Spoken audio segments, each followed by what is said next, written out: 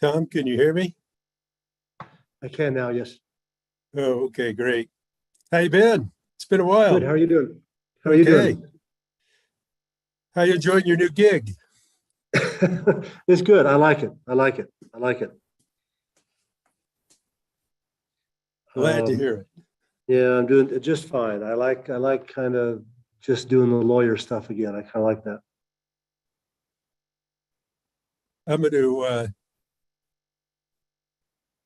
going to pull out my TV lawyer skills today. All right. I got a couple of docket items that asked me to pretend to know I understand the law and how it works. The trick is to have a rule book open in front of you.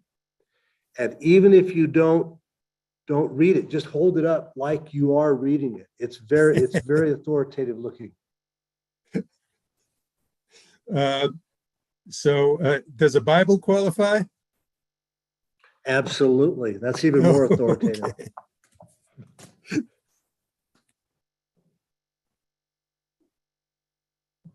Just make sure to act like you have held one in your hand before, unlike other people. That's true. You got to look good. There you go. It's all about appearances. I show respect. I would wash my hands before I held that Bible.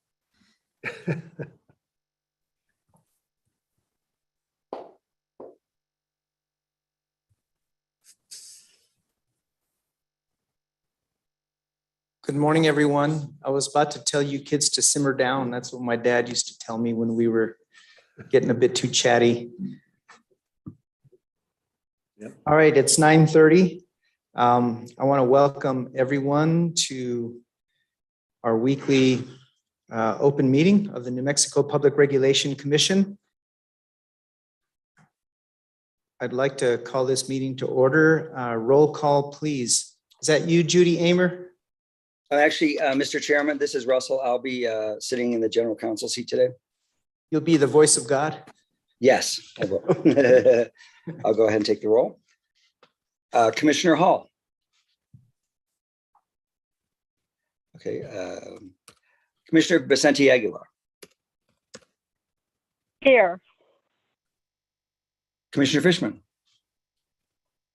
Here. Mr. Chairman. I'm here.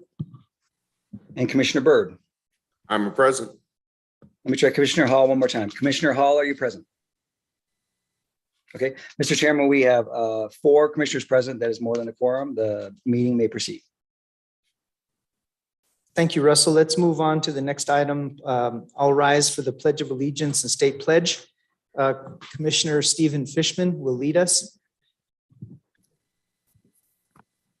I pledge allegiance to the flag of the United States of America and to the republic for which it stands, one nation, under God, indivisible, with liberty and justice for all. And now I need help with the state pledge because I always forget it. Commissioner Byrd, would you help me? I salute the flag of the state of New Mexico and the Zia symbol of perfect friendship among united cultures. Not bad, Commissioner Fishman. You were 1 for 2. Well, teamwork's important. Right.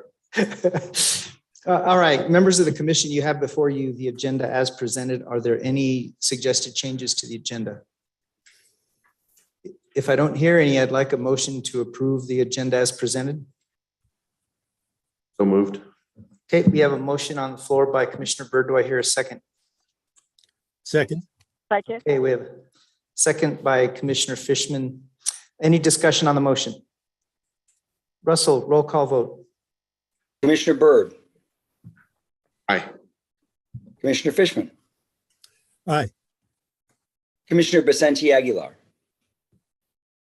Aye. Commissioner Hall. Commissioner Hall is still absent. Mr. Chairman. Aye. And Mr. Chairman, the vote to approve the agenda as is 4 commissioners in favor and 1 commissioner absent. Thank you, Russell. Let's move on to the next agenda item, introduction of special guests. All right, we have some some new employees. I think I'm going to call Brad Borman up first, or John. John, go ahead, please. Sorry, I didn't see you there. Sorry. John Reynolds. Good morning, Mr. Chair, Commissioners. John Reynolds with the Utility Division. I'd like to introduce today a new employee to the Commission who started on Monday as an economist in the Economics Bureau. His name is Bamadou Ouattara.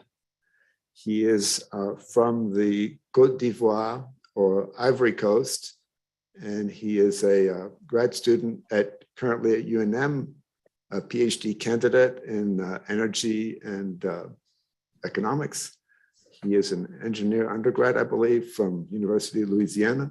So I'll welcome Bamadou to the commission, and he can introduce himself. Bamadou, that would be great. He should be online. Bamadou, the floor is yours.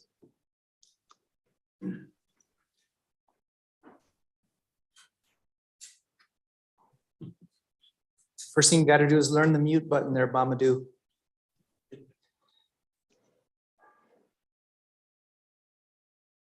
Good morning, Mr. Chair. Good morning, Vice Chair Hall. Welcome. Thank you.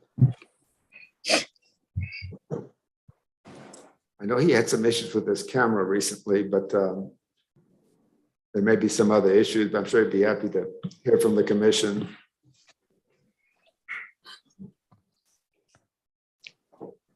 Well, let me just welcome Bamadou aboard. I'm glad to see we're finally getting some Aggie logo balance. It should be an HR policy, but I know that wouldn't be kosher, but welcome aboard. All right, Commissioner Fishman. Welcome aboard, Bamadou. Any other commissioners that wish to welcome Bamadou on board? Oh, I do. I think he sounds incredibly well prepared for the tasks ahead of us, and I'm very eager to meet him.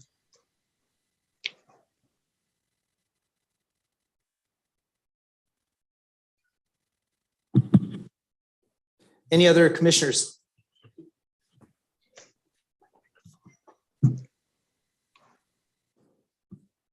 All right. Thank you, Mr. Chair. Thank you, John. Commissioners.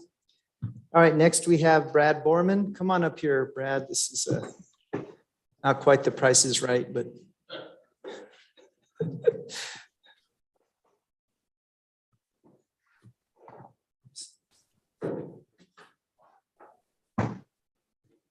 Thank you, Mr. Chair, Commissioners.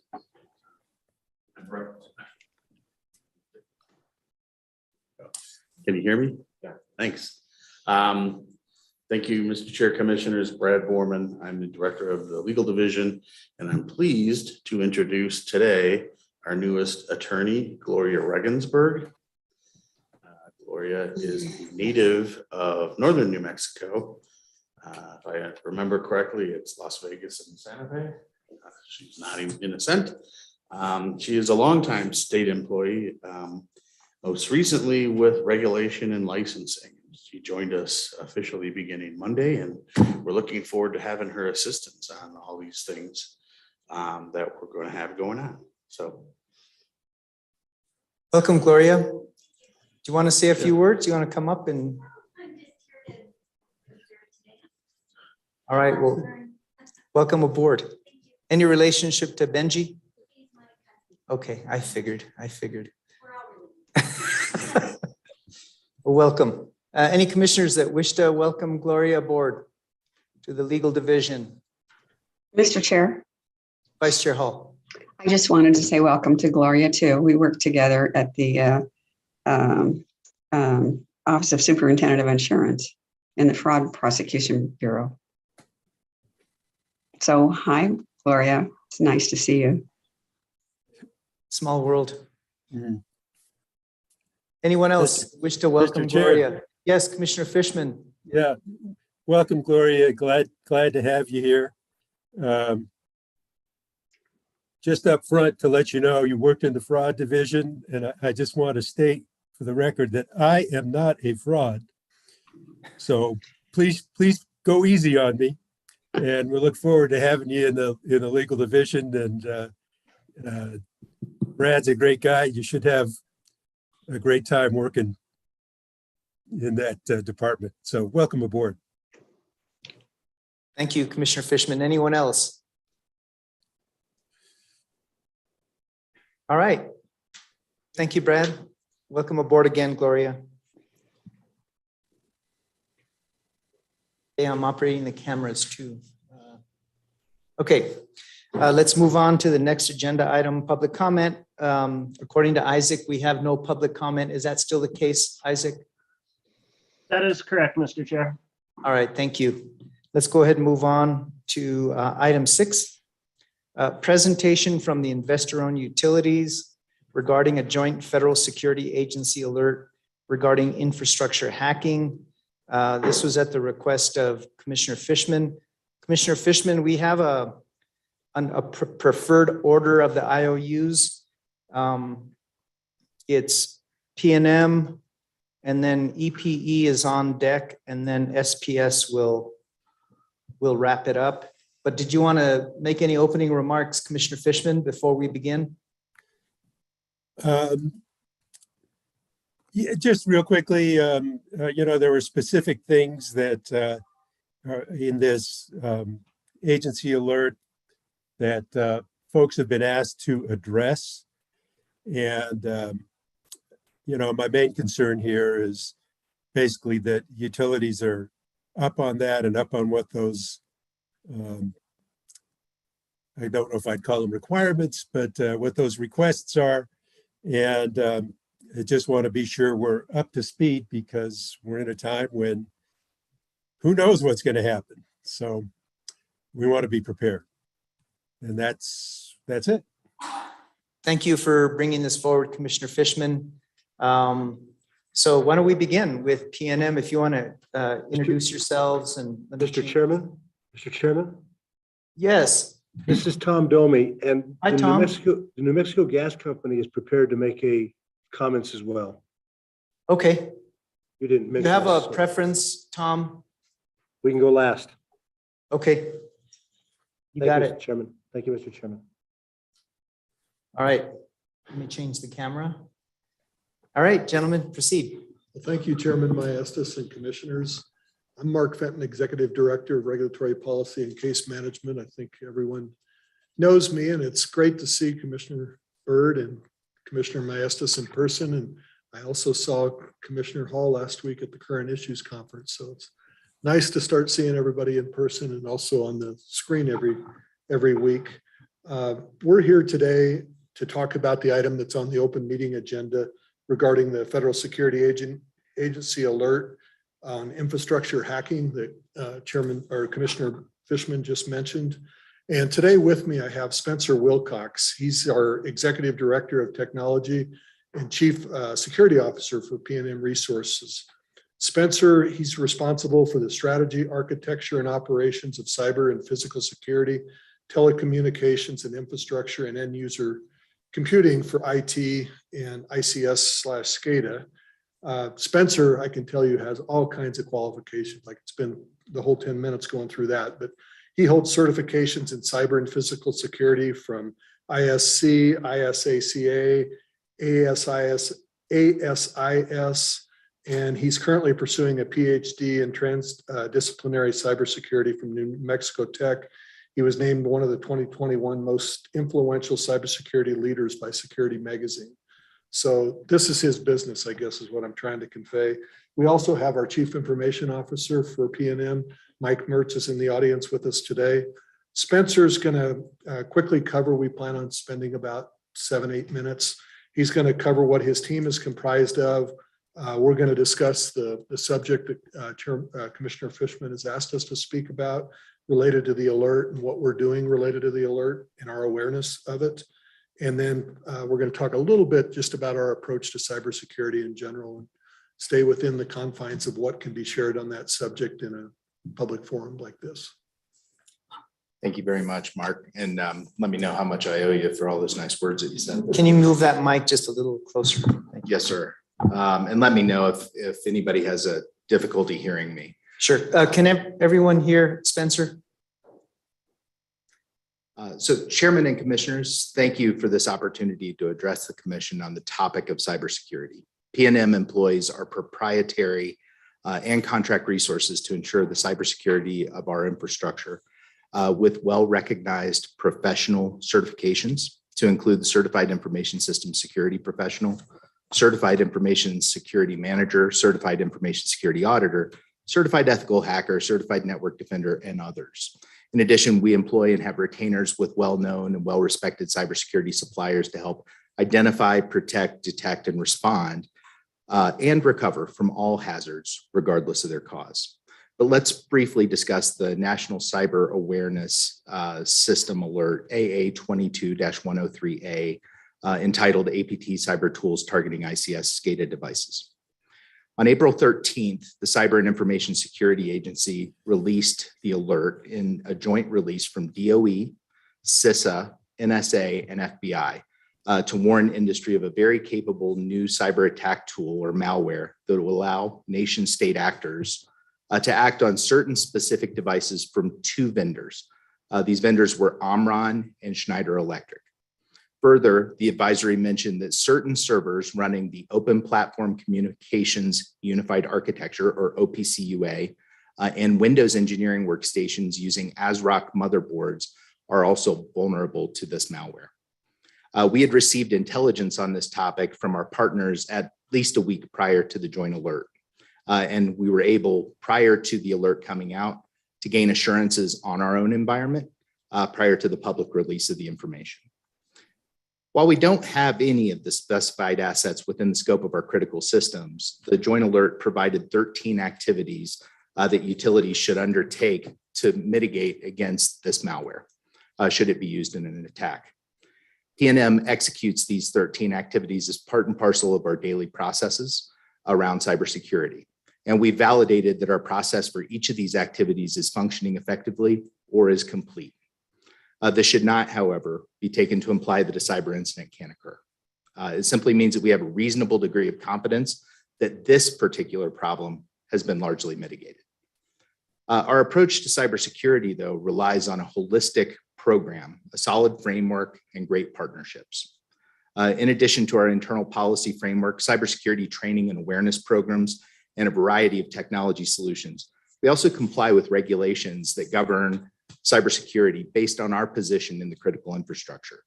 The North American Electric Reliability Corporation's critical infrastructure protection standards, for instance, provide the electric utility industry with a regulatory framework that governs the implementation of cybersecurity for assets that are essential to the reliable operation of the bulk electric system. These evolving standards that have been in place for more than a decade ensure that we apply cybersecurity as a key consideration in all of our technology decisions, and we're audited every 3 years by WEC. Beyond the scope of SIP, we've adopted the National Institute of Standards and Technology cybersecurity framework to protect critical infrastructure. This voluntary standard is aligned to federal guidelines and is measured at the enterprise level through our governance, risk, and compliance processes.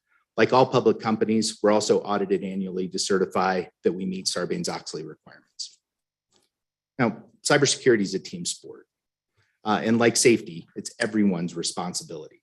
To that end, we partner with local, state, and federal government partners within our own industry and with our suppliers to ensure the most prudent investments in cybersecurity and the most effective and timely ways to share information and to aid each other in the defense of the grid.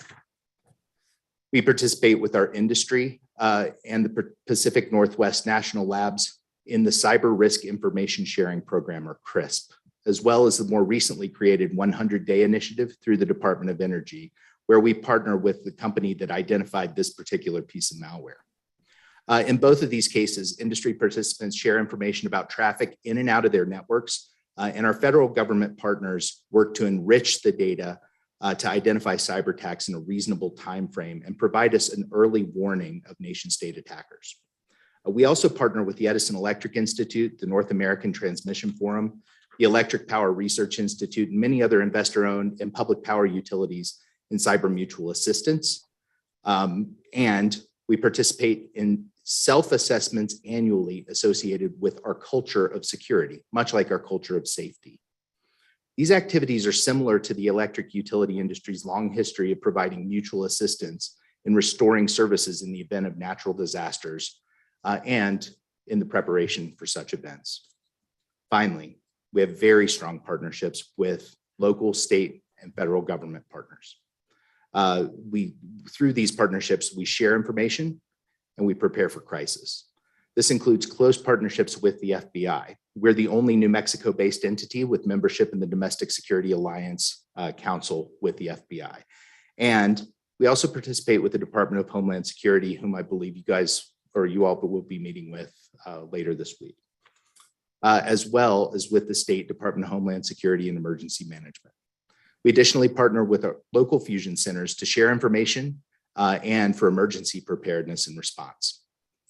We've adopted at PNM the philosophy of S3R3 in applying technology to our environment. S3R3 stands for simplify, standardize, and secure to make resilient, redundant, and reliable systems that continue to operate in a hostile and contested environment. While we can't reduce the risk to zero, we can and will continue to take all reasonable actions to protect our environment from cyber attackers. In conclusion, we thank you for the opportunity to address the Commission. The malware that sparked this discussion has afforded us an opportunity to help provide context on the cyber threat environment and the sacred trust that our customers and our community place in us, that we'll do everything in our power to keep the lights on and make the future bright. Are there any questions that I can answer for you in relation to the malware? Yeah, any questions for Spencer? Mr. Chair? Yes, Commissioner Fishman. Thank you. You'd mentioned you'd heard about this particular threat that came in this memo a week before. Is there a particular, do you have regular sources of information that enable you to kind of keep on top of that stuff as it emerges? Particularly in regards to what's going on, obviously, in Ukraine and with Russia and all the potential threats there.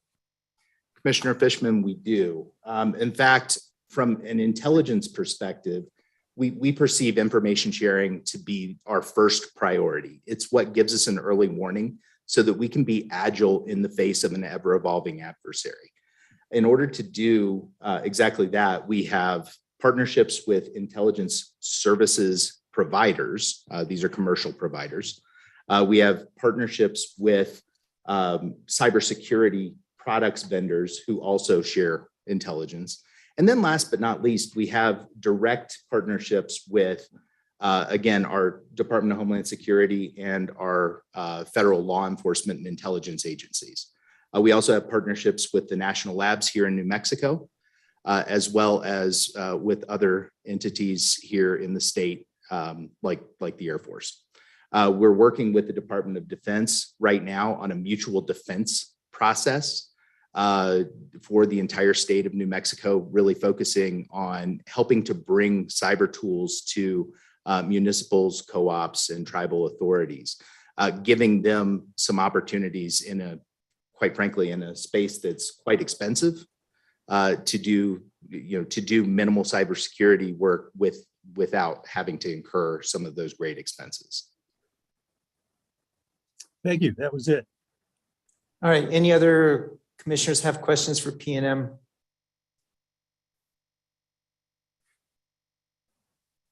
Yes, Vice Chair Hall. Mr. Chair, I just have one question or maybe two. Excuse me, I forgot your name, Mr. Spencer. Spencer. Spencer Wilson. Okay. So ordinarily when there's something like an outage for a mechanical or environmental problem, we're notified. We at the commission are notified just so we're aware of the outage. With something like a cybersecurity attack, I assume we wouldn't be notified because of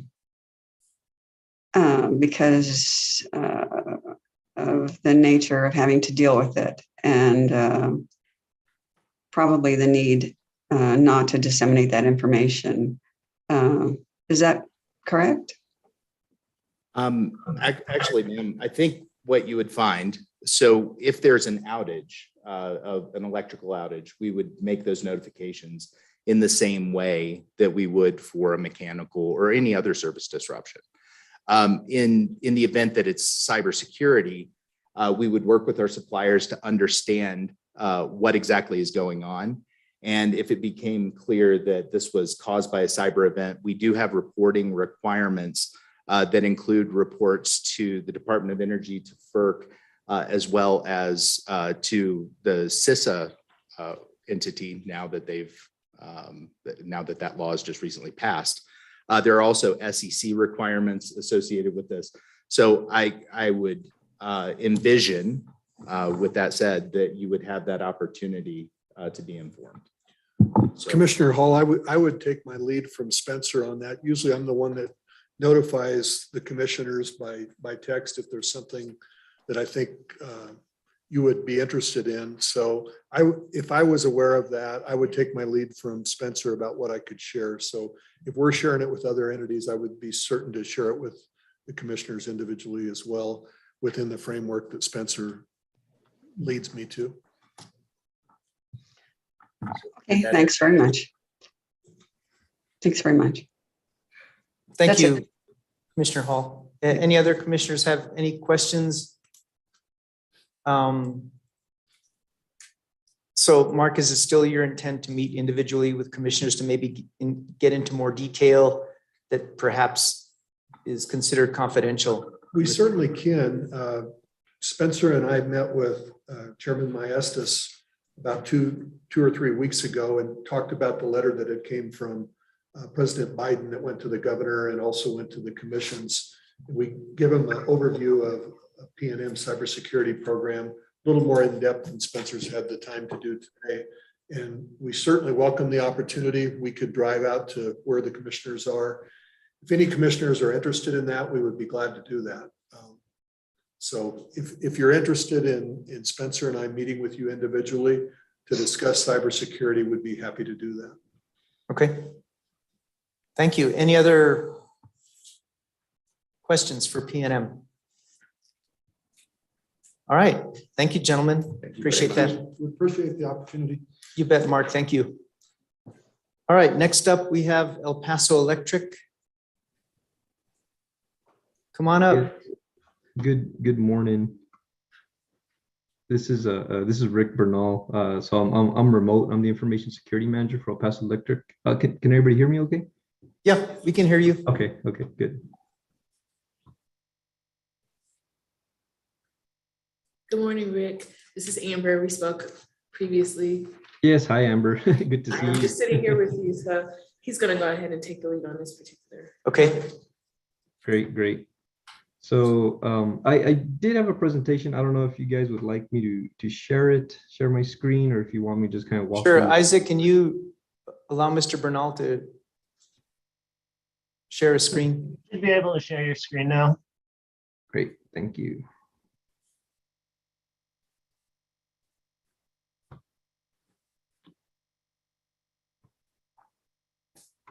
All right, let me know if you can see it okay. Yeah, if you can maximize that. Yeah, I'll switch into presentation mode here. That better? A lot better. Great. Okay. Okay. Well, like I said, my name is Rick Bernal. I'm the information security manager for El Paso Electric. So I oversee a lot of the cybersecurity projects for the organization, as well as security awareness training and response teams. I won't on this first slide. I won't go into too much detail. I think PNM did an excellent job of going over the alert itself, right, and talking about the tool that was discovered and the reporting on it. One thing I would add is that the tool is a post-exploitation tool, and what that means essentially is that an adversary would have to have some sort of in already, right, to one of these SCADA or ICS networks or industrial control system networks. Something like they would have had to have stolen somebody's password and have some kind of remote access, right? Once they're in, that's when this tool would kind of come into play, right? They deploy the tool and they could use that to now look for the specific devices and interact with them, and then attack them essentially. And one other note was that although they found the tool, they haven't actually seen it used anywhere, right? So it's one of those things where I don't know if you all saw 60 Minutes. I think it was this past Sunday, but there was a really good, a section on kind of what's going on right now with the Ukraine and Russia. But they mentioned that what they're seeing right now is Russia essentially doing what a thief would do if they're trying to break into your house, right? They're right now they're just walking around jiggling the locks, finding the way in, not necessarily breaking in, but they're making note of things like that, right? So just kind of one other note I wanted to make. As far as the recommendations, I think the things that really stood out to me was enforcing multi-factor for any remote access to these networks. Again, that's something that would be key, for an adversary to take advantage of it and use this tool. They'd have to be able to have remote access to these systems.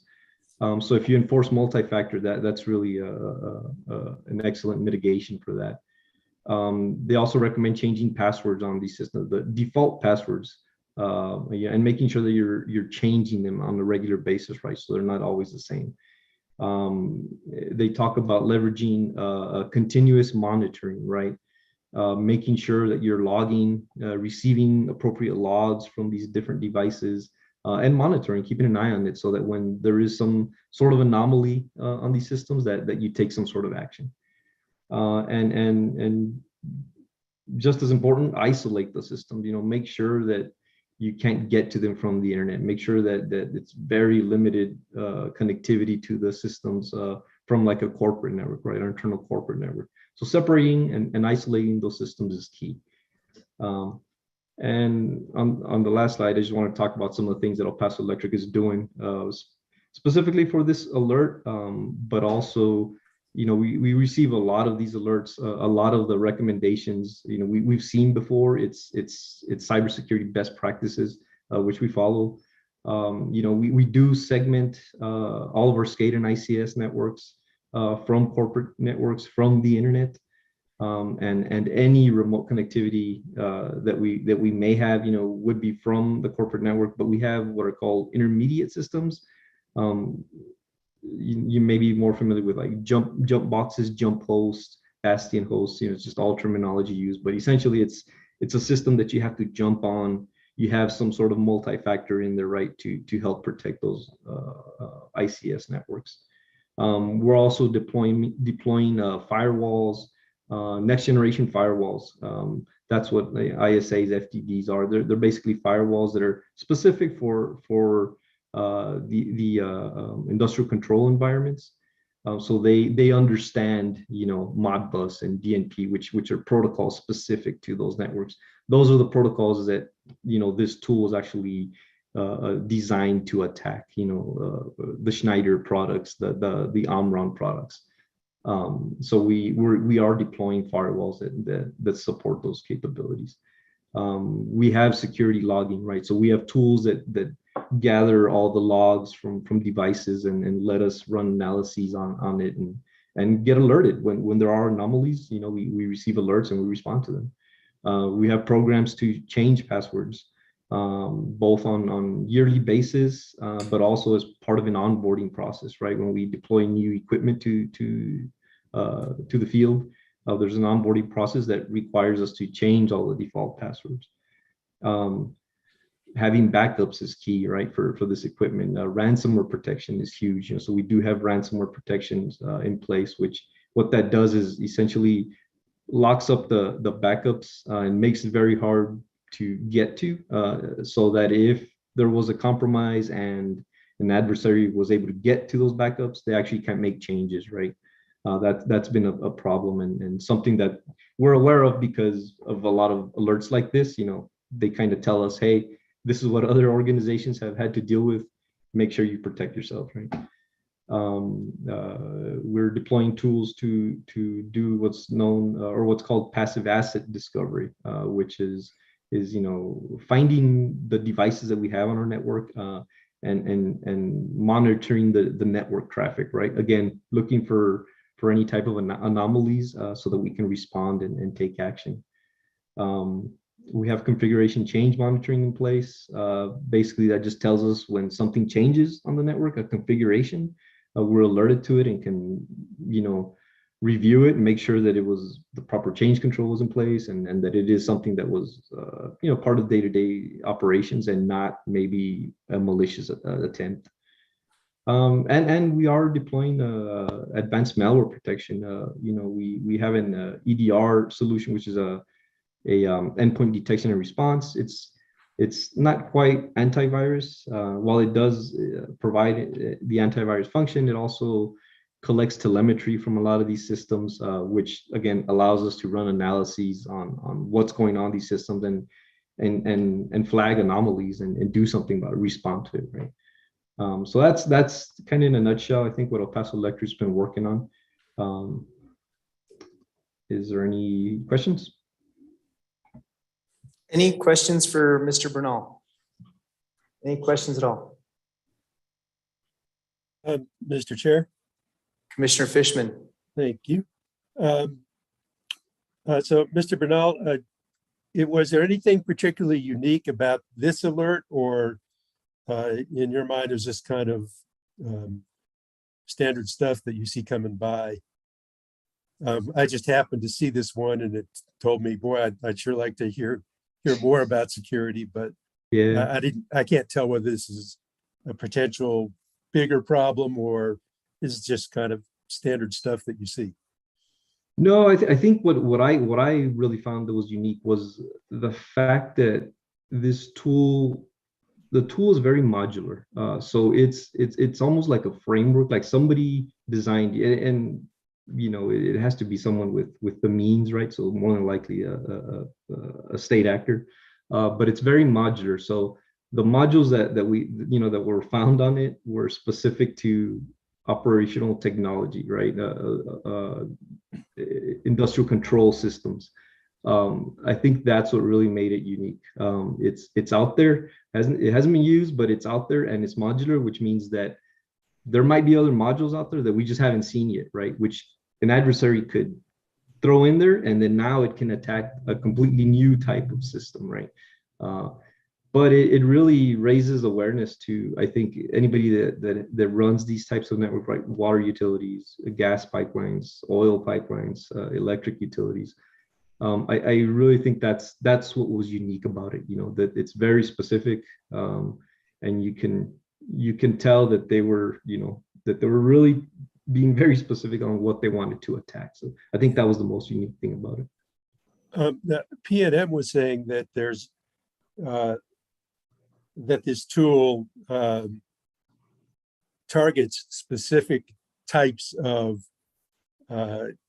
equipment, right? And that they don't have that kind of equipment at PNM. Is that the case also at EPE?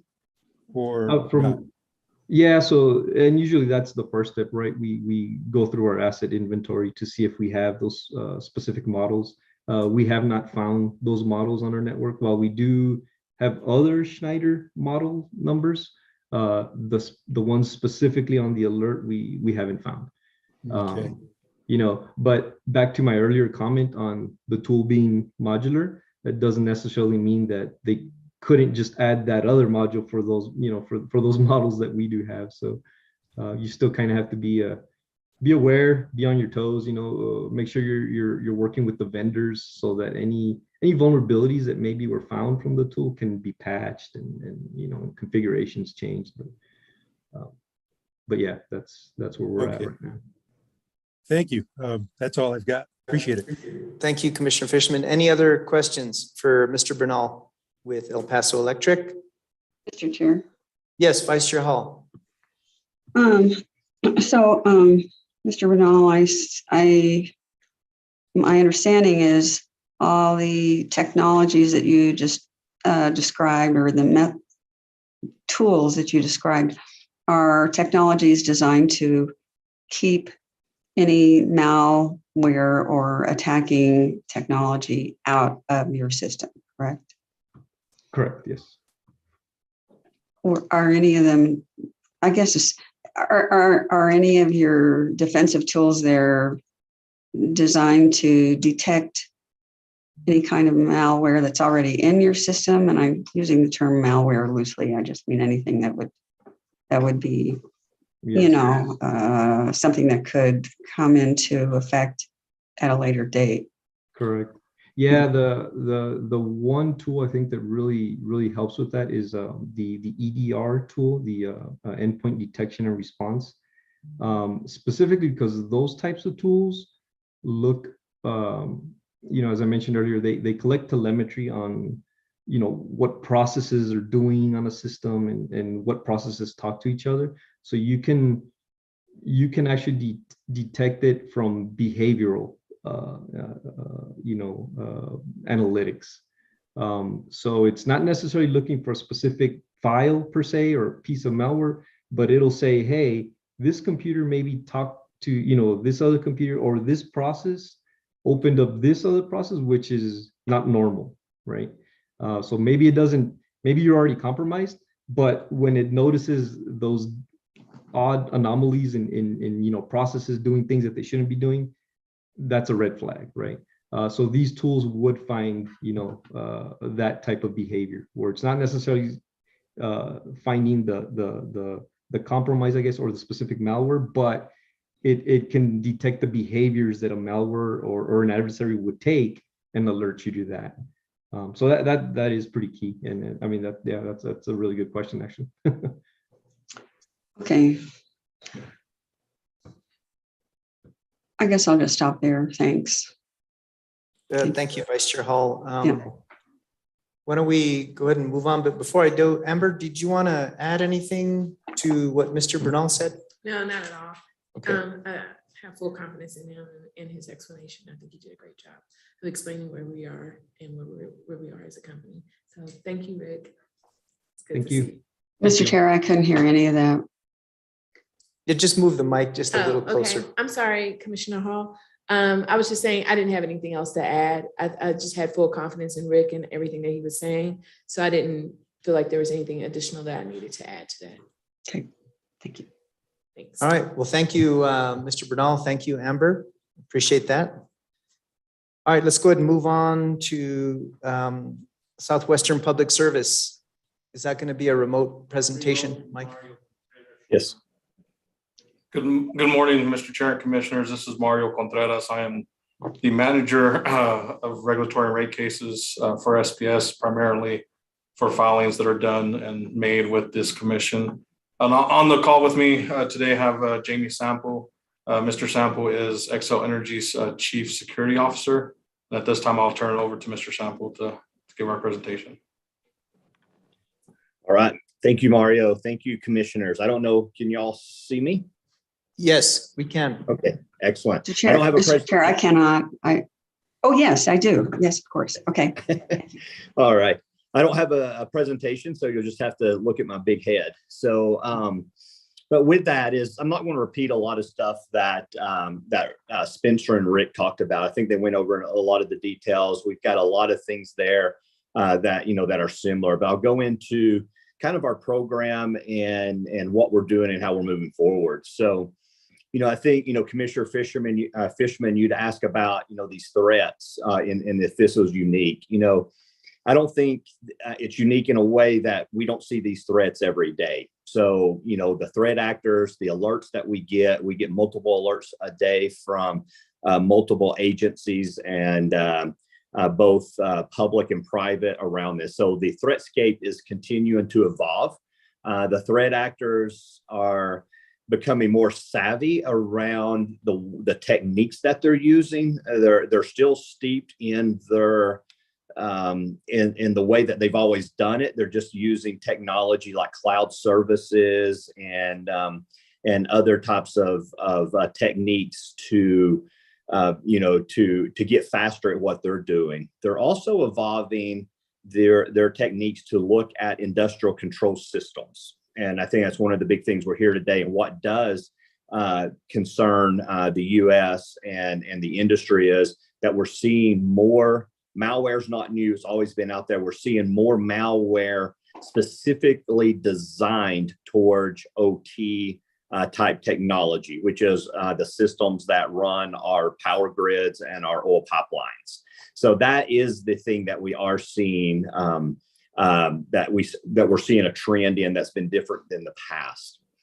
And again, at XE and Southwest or at Xcel Energy, this continues to be a top priority. We invest about $100 million plus a year in the security area.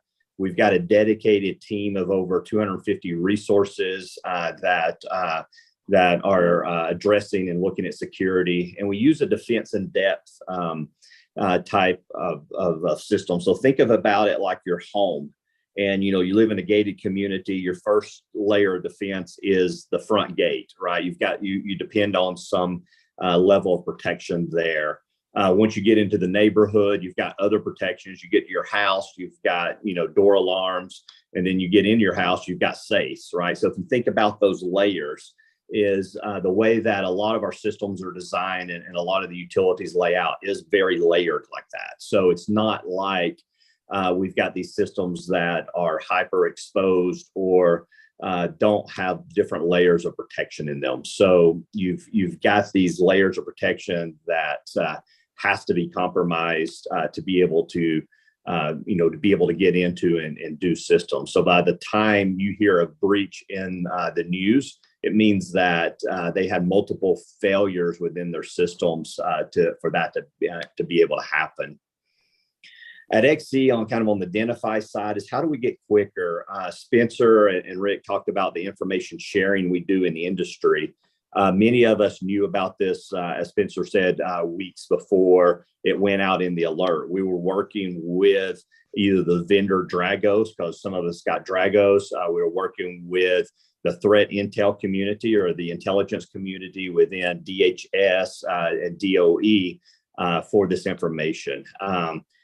At XE, I've got 4 dedicated threat intel analysts that are continuously working with state, federal, local law enforcement around information sharing and everything that we're seeing.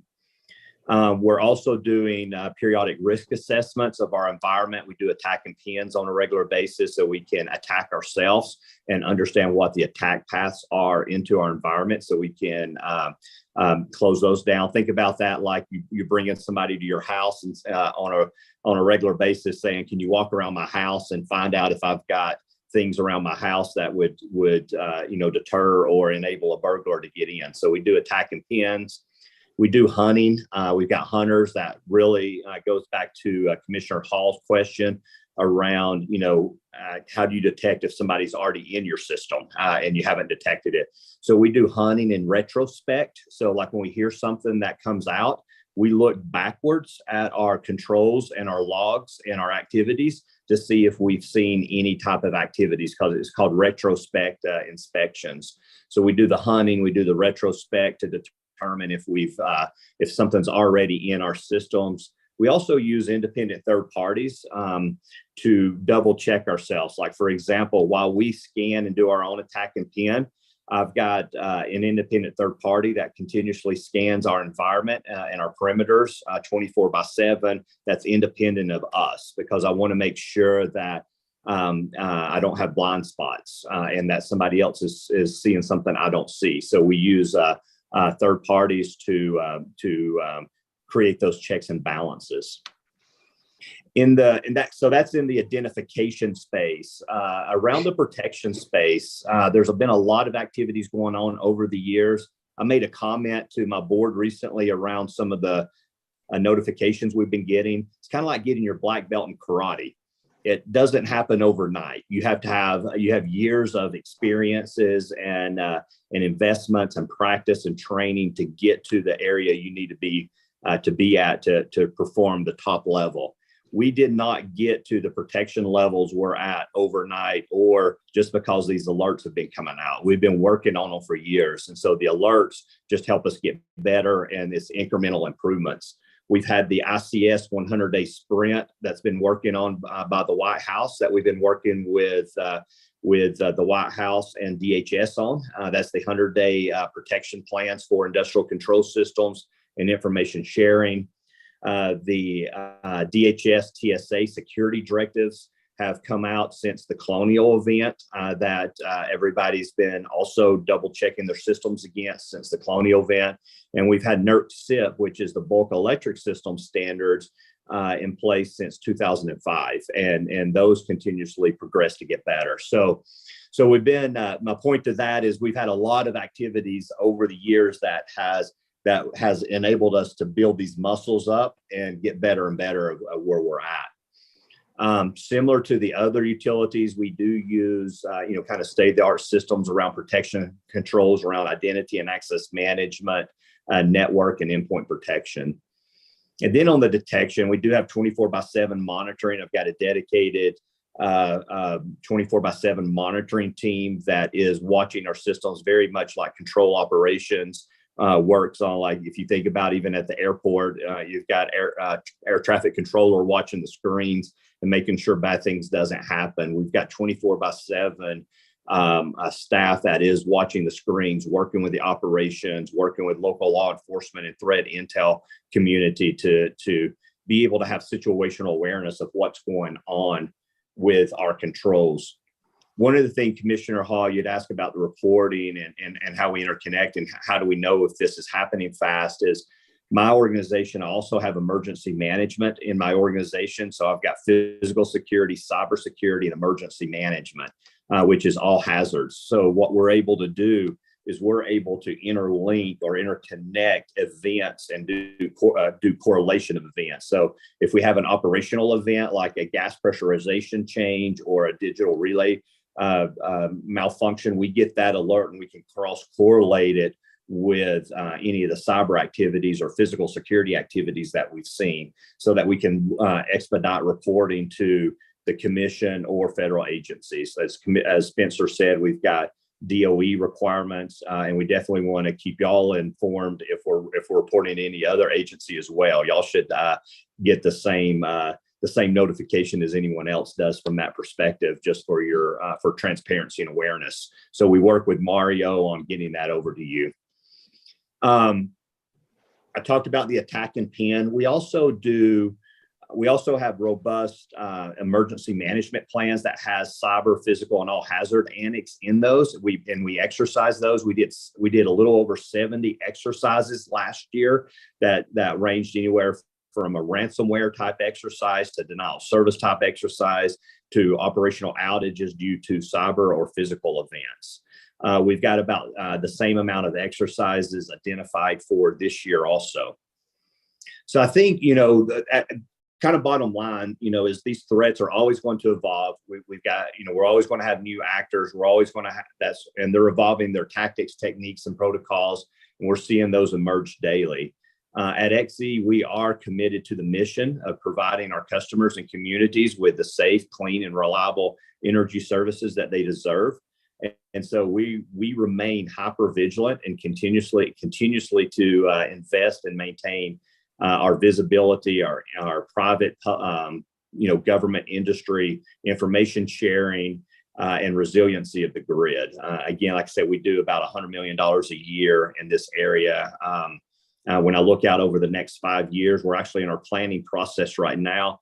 And I've got to get that up to the board in mid this year. When I look out over 5 years, that's a pretty consistent investment that we're showing is anywhere between right now we're between 90 and 120 million, or 90 million and 120 million a year is what we're forecasting out for the next 5 years through our planning horizon. So that's it for me.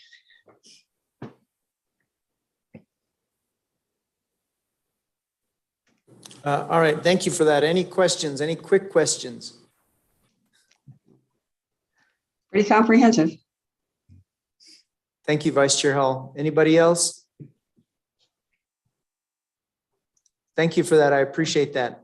Yeah, thank you. Let's go ahead and move on to New Mexico Gas Company. Mr. Chairman, Commissioners, Tom Mr. Domi. Tom, good to see you. Nice to see you, Mr. Chairman. For New Mexico Gas Company, I brought with me today, or on the video today, is Jennifer DeGreeth. Jennifer is the Director of Engineering for New Mexico Gas Company, very familiar with the company's SCADA system. Shell also works very closely with the IT security system, the cybersecurity system. So I thought she'd be a good person to talk about this alert as it applies to New Mexico Gas Company. So I'll turn it over to Jennifer. I asked Jennifer not to repeat what everybody else has said because we'll try to keep this brief. So Jennifer, focus on New Mexico Gas Company and what we're doing and those kind of things. Apply the alert to New Mexico Gas Company. Thanks. Welcome, Jennifer. Please go ahead. Thank you, Mr. Chair and Commissioners. To address the 3 bullets on the first page of our bulletin on AA 22-103A, New Mexico Gas does not have any of the Schneider Electric programmable logic controllers. We also do not have any of the Omron PLCs or the OPC UA servers. So that's a pretty fast check. We don't have that equipment. However, we are working hand in hand on the TSA security directives and with CISA on the 13 activities that were recommended as mitigations. And we have all of those in progress or in completed status for New Mexico Gas Company. And just a few of them to highlight on the multi-factor authentication. New Mexico Gas has completed that as of last year. The password changes to all ICS or SCADA devices has been completed on the devices that are capable of password changes.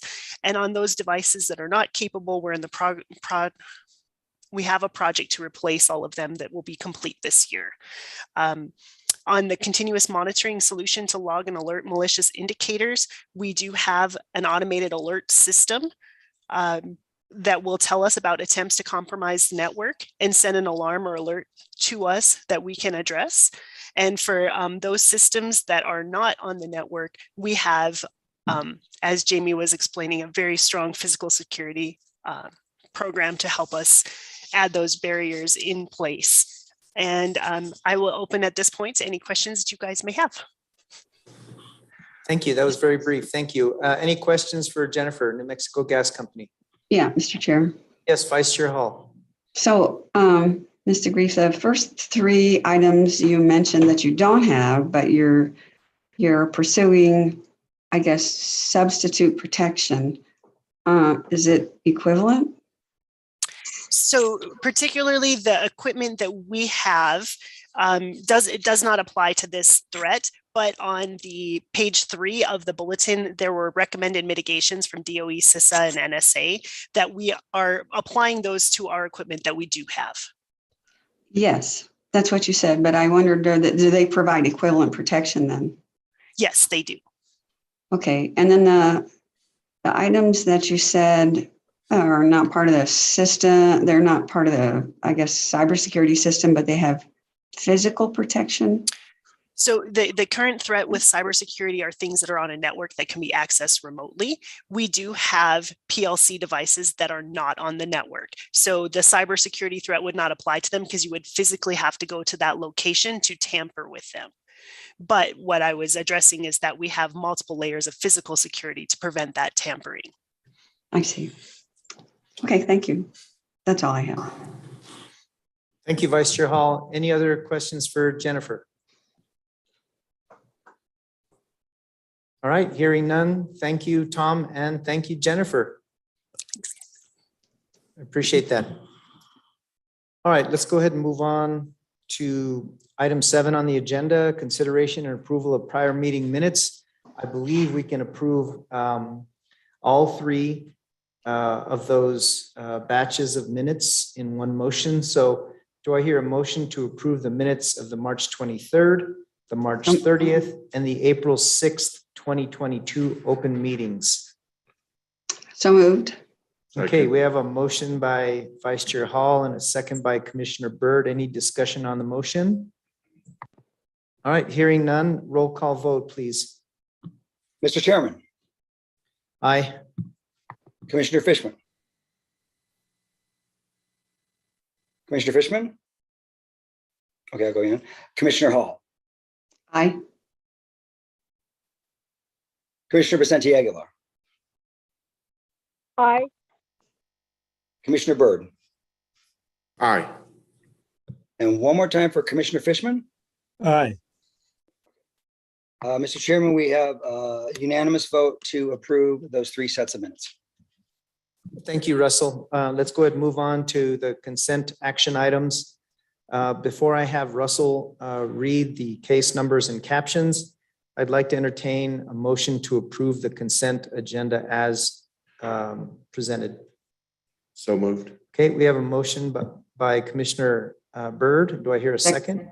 Second. Second by Vice Chair Hall. All right, before we entertain any further discussion, Russell, please go ahead and read the case numbers and the captions. Thank you. The first item on the consent action agenda is matter docket number 22-00055-TR-M. In the matter of the application of Bernalillo Healthcare Corporation, DBA Albuquerque Ambulance Service for reissuance of certificate number 01168 to provide ambulance service. The second item is docket number 22-00059-TR-M. In the matter of the application of Mescalero Apache Fire Rescue for reissuance of certificate number 56877 to provide ambulance service. The third item is docket number 19-00106-UT. In the matter of applications for 2020 broadband program support from the State Rural Universal Service Fund as per 17.11.10.31 NMAC. The fourth item is docket number 22-00085-UT. In the matter of a commission rulemaking pursuant to NMSA 1978-62812, applications to expand transportation electrification. And that is it for the consent action agenda. I did neglect to read the names of the potential orders, so I'll just go back and do that for the particular dockets. So for the first docket number 2255-TR-M, that was for a potential order regarding application for reissuance. For the second item, docket number 22-59-TR-M, that was for a potential order regarding application for reissuance. For docket number 19-106-UT, that was for a potential order regarding Windstream's request for initial disbursement for Chimayo project. And for the fourth and final item, docket number 22-85-UT, that was for a potential initial order opening docket and scheduling workshop. And Mr. Chairman, that's it. Thank you, Russell. So we have a motion on the floor and a second. Any further discussion on the consent agenda as presented? All right, hearing none. Russell, roll call vote.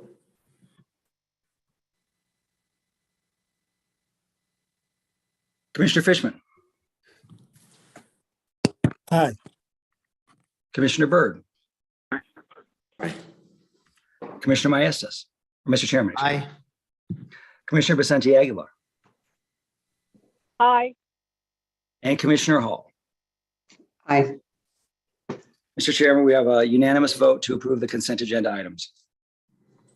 Thank you, Russell. Let's go ahead and move on to regular action items. We don't have any action items under transportation, but we do under utility matters in the case of 20-175-UT in the matter of potential amendments to the NMPRC rule 17.9.570 NMAC entitled Governing Cogeneration and Small Power Production. There's a potential order that we would act on. So with that, Miss Judy Amer, are you gonna kick this off for us? Thank you. Go ahead. Good morning, Mr. Chair and members of the commission. Good morning. This matter comes before you for a final order adopting proposed amendments in the matter of potential amendments to NMPRC Rule 17.9.570 NMAC entitled Governing Cogeneration and Small Power Production. This first came before you upon a petition filed by El Paso Electric to initiate a rulemaking to amend Rule 570, and upon the January 19th, 2021 order and notice of proposed rulemaking. This rulemaking was initiated and hopefully now will conclude to comply with FERC Order 872 and FERC Order 872A, which heard motions for rehearing and denied them. The final rule was effective in December of 2020, and it is published in the federal regulations. And I'll try to be as brief as possible. I think you know a little bit about the history of PURPA and how we got to where we were, because I went over this in the beginning of January. The important piece to remember is that FERC issued Order 872, which contained these new PURPA regulations on July 16th, 2020, and November 19th, 2020, they issued Order 872. Final rule published in the Federal Register on December 31st, 2020. The new FERC amendments to the PURPA regulations stated several important things about the price to be paid qualifying facilities, also known as QFs, for the energy that they deliver to utilities. Competitive market prices were permitted to be used as avoided cost rates. Locational marginal prices were permitted to be used for avoided cost rates. Market hub prices were permitted to be used for avoided cost rates. Formulas based on natural gas prices could be used for avoided cost rates. Forecasted values of the estimated stream of market revenues at the time the legally enforceable obligation was incurred could be used to establish the energy rate of a contract. Variable energy rates were permitted to be used in QF contracts. Competitive solicitations were permitted to be used, and avoided energy and avoided capacity costs. State regulatory commissions were provided flexibility to establish prices paid to QFs. And there were other changes which we are not adopting at this time, but of course we will follow the federal regulations on those points. And the criteria for state regulatory commissions to describe whether a legally enforceable obligation have been adopted in this rule. So we have received many comments over since September 2020. We received comments in September 2020 from staff, from Lee County Electric Cooperative, from Western Farmers Electric Cooperative, from the New Mexico Rural Electric Cooperative Association, from PNM, from SPS, and EPE. We had a workshop on October 4th, 2020. We then issued the NOPR after this initial round of comments. The NOPR set out a schedule, which was initial comments on May 10th, 2020, written response comments on May 24th, 2020. I'm sorry, May 10th, 2021. May 24th, 2021 were response comments. Public hearing was held on June 28th, 2021. We did have initial comments filed on May 10th, 2021 by SPS, Mr. Jason Marks, EPE and PNM jointly, and on March 14th by staff and NMRECA. There were response comments filed on May 24 by staff, SPS, EPE, and PNM jointly. There were reply comments filed on June 10th. This is 2021 by Western Farmers, Mr. Marks, SPS, EPE, and PNM jointly. The public hearing was attended by EPE, PNM, SPS staff, Mr. Ron Flax Davidson, Mr. Marks, and MAREA, Western Farmers, Roosevelt County Electric Cooperative, Tri-State. There were supplemental comments filed by Mr. Marks in July 2021. Also in July 2021, PNM and EPE filed supplemental comments. I did a presentation on this rule on January 5th, 2022, And then on February 7th, 2022, EPE filed a motion to reopen the record to file further comments to respond to some questions that the commissioners had at the January 5th open meeting. In particular, EPE wanted to file comments regarding the issue of variable cost or fixed cost.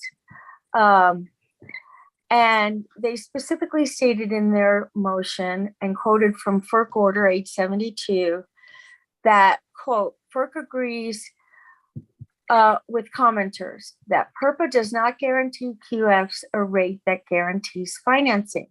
PURPA only requires FERC to adopt rules that encourage the development of QFs.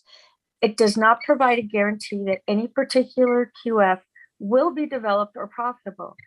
The legislative history confirms that Congress did not intend to guarantee QF financing.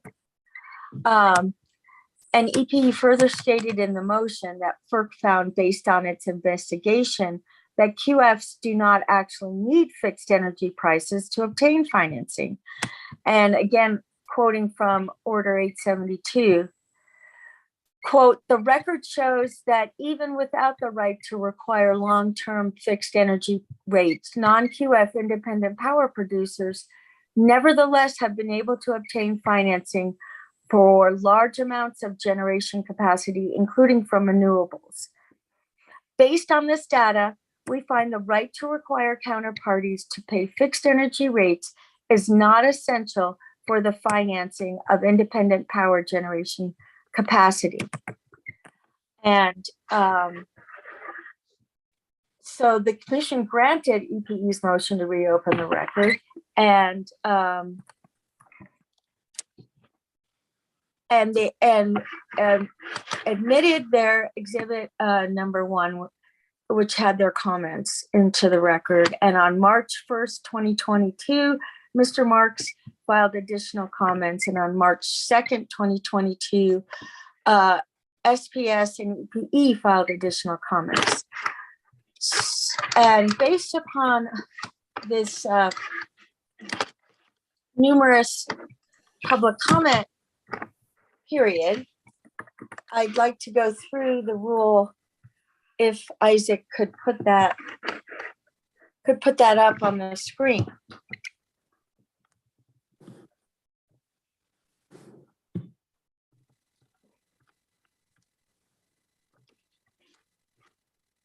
Now, as I stated, there were two issues that we are proposing to address in this rule. The first one is amending the criteria for when a legally enforceable obligation is determined.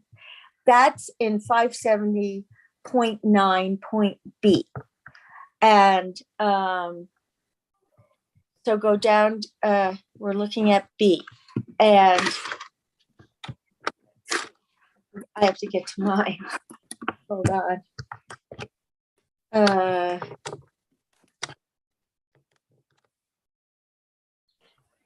The rule,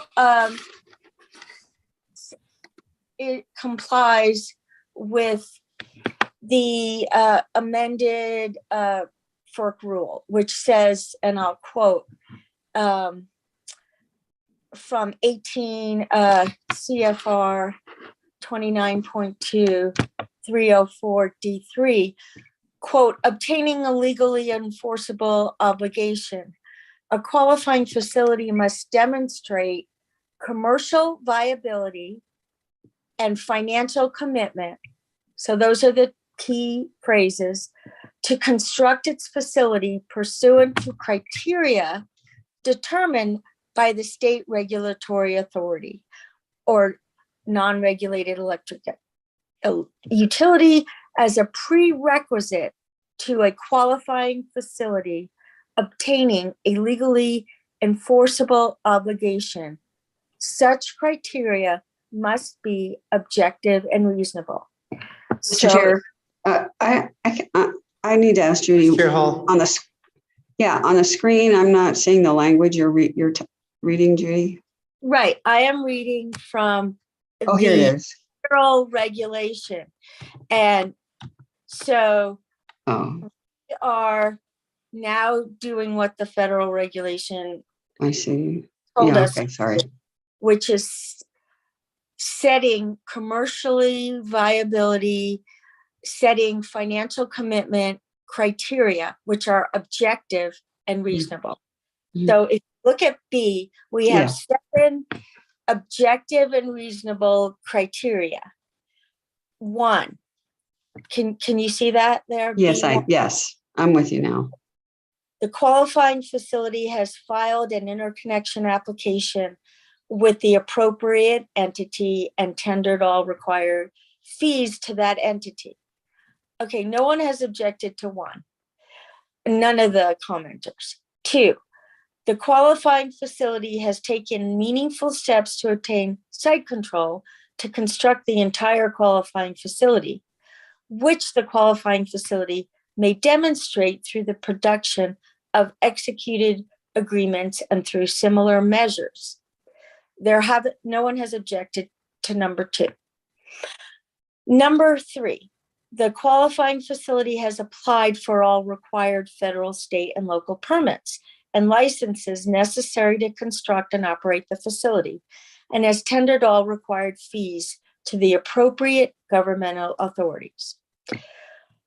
This is, okay, 4 through 7 have been objected by Mr. Marks, and the utilities do not object to them, and staff does not object to them. But so we'll go to number 4. The qualifying facility has completed all environmental studies and other actions necessary to support permit and license applications, including but not limited to acquired and recorded in the appropriate governmental offices all real property rights necessary to construct and operate the facility, such as real property leases, rights of way, line location approvals, and easements. Okay, number 5, the qualifying facility has obtained or applied for financing of the proposed project as evidenced by loan application documents or other types of financing applications. 6, the qualifying facility has provided the utility with a construction plan and timeline for the construction of the facility, including construction cost quotes. And 7, which is added since the NOPA was issued, the qualifying facility has submitted a self-certification to the FERC that has not been revoked, has received an order from FERC certifying the QF status, or has otherwise demonstrated that certification as a QF is not required under FERC's regulations. The proposed order finds that these are reasonable and objective criteria. Mr. Marks argued that numbers 4, 5, 6, and 7 are not really necessary, that they just create barriers. And it would make QFs spend too much money early on. However, the proposed order finds that Mr. Marks' comments are merely arguments that are not supported by evidence in the record, and that the 7 criteria are reasonable and objective for the following reasons. Regarding number 4, it is reasonable to require a QF project to complete environmental studies and acquire and record real property rights to ensure that the project is not speculative. Regarding number 5, it is reasonable to require a QF project to have applied for financing, even if final approval of the financing has not been obtained, again, to ensure that the project is not speculative. Regarding number 6, it's also reasonable to require a QF project to have a construction plan, timelining, and costs, again, to ensure the project is not speculative. And regarding number 7, QFs have to get certification or an exemption from certification as a QF at some, and so to require that at the outset is not unreasonable. And I can stand for questions on this one section, because if not, I'll go on to the avoided cost section. And we could theoretically vote on this and vote on the other one separately, whatever the commission would like to do. Any questions for Judy so far? Okay, hearing none, please proceed, Judy. Okay, so guess we're halfway there. So we now are have proposed to amend 570.11. And so we will go down to number C, which is where, or B, which is really where most of the changes are. And I'll go to it. It's for energy rate, and it'll be the way I'll read it to you. You will be a utility shall pay a QF avoided costs for energy or capacity purchased from the QF. Avoided costs are defined in the definition section, which I'll go back to that at the end, because SPS requested a sentence added there. Just someone remind me in case I forget. The energy rate represents avoided energy costs for the purpose of the definition in this rule. The energy or capacity rate determined as provided herein represents avoided energy or capacity costs. So then you go to number B, the energy rate. And within 1 year of approval of this rule, each utility subject to the commission's jurisdiction shall apply for approval of a tariff that specifies a method for determining avoided energy costs as specified herein to establish avoided energy cost rates paid by the utility to the QF. And this is where the meat is. Little a utility participating in the Western EIM may establish an energy rate to be paid for power supplied by a QF by reference to the appropriate Western EIM locational marginal price. That was specifically stated in the federal regulations that LMP, which is an acronym for locational marginal price, has a rebuttable presumption of being an avoided cost rate. And then go on to B, a utility participating in SPP may establish the energy rate to be paid for power supplied by a QF by reference to the appropriate SPP locational marginal price, if such locational marginal price is representative of the utility's avoided costs. And that has to be in the tariff. In addition, above with the Western EIM price, that also has to be in the utilities tariff. Okay, and then little c, any utility that participates in a market has the flexibility of establishing avoided cost energy rates based on this rule criteria. Any utility that does not participate in the Western EIM or SPP may establish avoided energy cost rates based on LMP, if any are available, market hub prices. Again, that was specifically stated in the federal regulation amendment. Formulas based on natural gas prices. Again, that was specifically stated in the federal regulation amendment, or competitive solicitations. I want to add at this juncture that staff wanted to add the phrase subject to mutual agreement between the utility and the QF.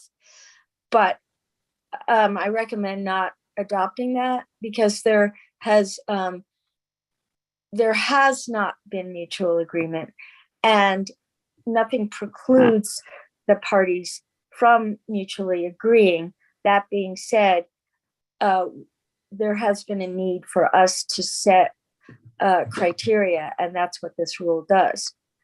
In addition, staff wanted a fixed price, and as I'll detail further, my recommendation is not to permit a fixed price, because that's not representative of avoided cost rate, and that a variable price has expressly been stated by the FERC Order 872 to better represent the avoided cost rate. The other parts of the rule have not been contested.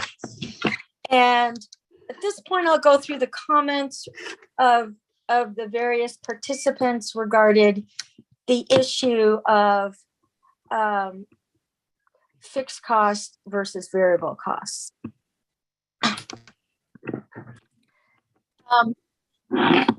EPE accurately stated that our current rule uses historical prices, and that may not accurately reflect the utility's current avoided costs.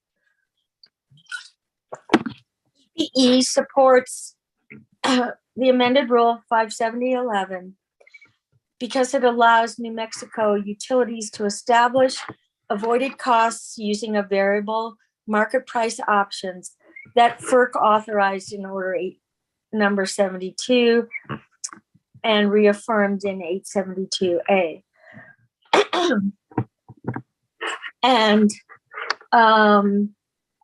they further state that after Order 872, QFs are not entitled to FERC fixed prices because FERC Order 872 stated that fixed prices resulted in customers paying subsidies to QFs. And after FERC took testimony, EPE notes that Order 872 decided that LMPs established avoided costs and that you didn't need fixed prices because that resulted in customers who paid too much for power. EPE pointed out that Mr. Marks and Mr. Flax-Davidson seek to place the risk of prices going down after the price is fixed, place the risk upon customers rather than the QF. But EPE argues that variable prices make sure utilities will always be paying simply avoided costs and protects customers from subsidizing QFs. The EPE notes that prices for solar and wind have fallen, and if customers had been locked in for 10 years ago, they would be paying enormous premiums right now. EPE notes that this rule is all about the allocation of risk, and should it be on the QFs or on the customers? And they're arguing that it's not fair for the customers to bear the risk that the market price will go down. SPS also supports the amended rule 57011, which contains variable prices. And they basically say very similar things to what EPE states. And SPS supports using locational marginal prices as established by SPP. They point out that the amended 18 CFR 292.304 expressly creates the rebuttable presumption that LMPs are avoided cost rates. And they point out that the statute 16 USC section 824 little a 23B section 201B further mandates that purchases of energy from QFs, quote, shall be just and reasonable to the electric consumers of the electric utility and in the public interest. They point out that Order 872, quote, indeed, a variable energy avoided cost approach is a more accurate way to ensure that payments to QFs equal but do not exceed avoided costs. I've already told you what staff's comments were. Farmers Electric, the New Mexico Rural Electric Cooperative Association, Western Farmers Electric, Tri-State, they have similar comments. They support competitive pricing. Tri-State notes that they're not part of an RTO, so they're not going to comment on that. Western Farmers states that they are a member of SPP and agrees with having that price. So both of them, all of the cooperatives, the Rural Electric and the GNTs, support this rule. As I stated earlier, Mr. Martz and Mr. Ron Flex Davidson of the International Investment Group are not supportive. They both urge having at least the option for fixed prices. Mr. Marks does note that Order 872 does state that avoided cost is the basis for QF pricing, and that he agrees that utilities should not subsidize QF projects. However, Mr. Marks argues that without fixed pricing or some option for it, QFs will not get financing. And Mr. Flax Davidson says the same thing. And that they no one can build a project without getting the financing at the outset. And so they're both urging fixed pricing. And most recently, in Mr. Marx's supplemental comments filed in March of 2022, very recently, he points out that there is a coalition of public interest organizations that filed the motions for rehearing before FERC, which were denied in Order 872A. And those public interest organizations have filed an appeal to the Ninth Circuit, which is being litigated at this time. And, we'll keep an eye on it. Obviously, if the FERC order would get overturned, it probably would get appealed to the US Supreme Court. And so there may be further litigation on this, and depending on what happens at the Supreme Court, we may have to revisit this. But at this point, I don't think we need to hold off for any reason, simply because the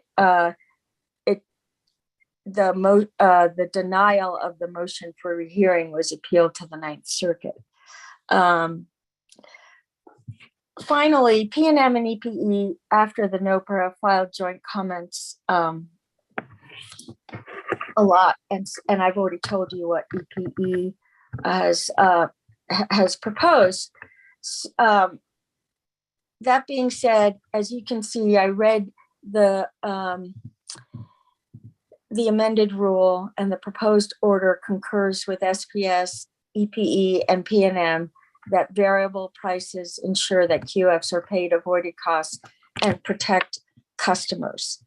And at this point, I stand for questions. I can go through everything that FERC has said in Order 872 and 872A that support this decision, but it's in the order, and we're adopting it by reference and incorporating it in the order.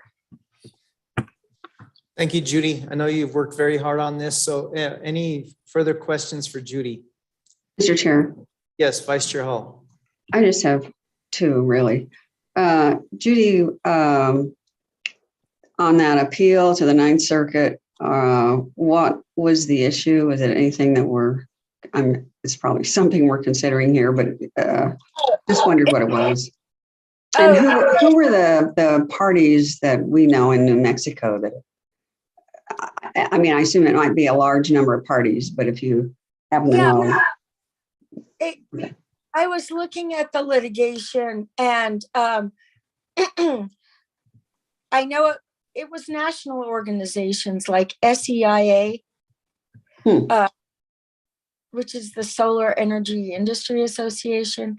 Other large organizations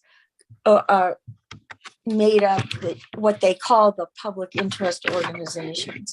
And they litigated this fully before FERC, and FERC's Order 872 disposed of their arguments. But what their arguments were that, again, that they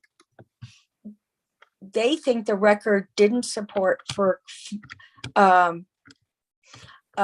disposing of fixed prices. And in Order 872, FERC specifically did dispose of fixed prices, and it didn't prohibit fixed prices, but it allowed the state's flexibility, and it definitely supported. I'll read you a paragraph from Order 872A.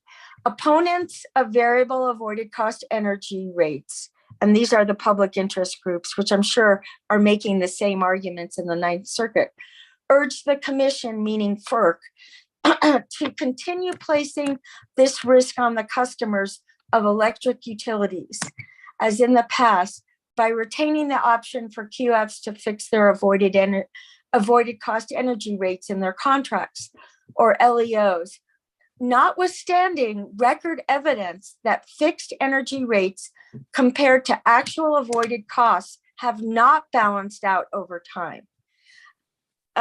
Those public interest organizations argue that, yeah, prices go up, prices go down, but they balance out.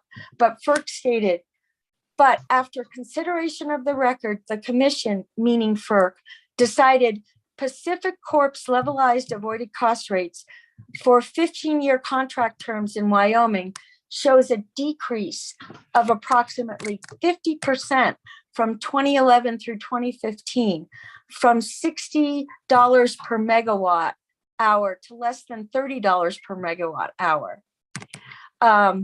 So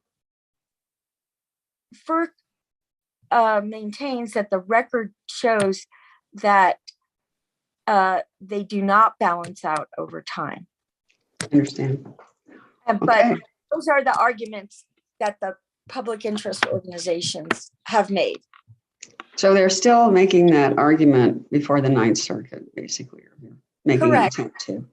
Okay. And it's heavily litigated, like the Chamber of Commerce, many other parties have intervened. And I can send you the information I have on it. It's okay. No, that's all right. Okay. And my other question was in subsection C about these different ways of establishing a price. I was just wondering, again, I guess you explained it, but I just wondered what was your thinking about not rejecting staff's idea of a price agreed to by the seller and the buyer? I mean, that's essentially a two-party market.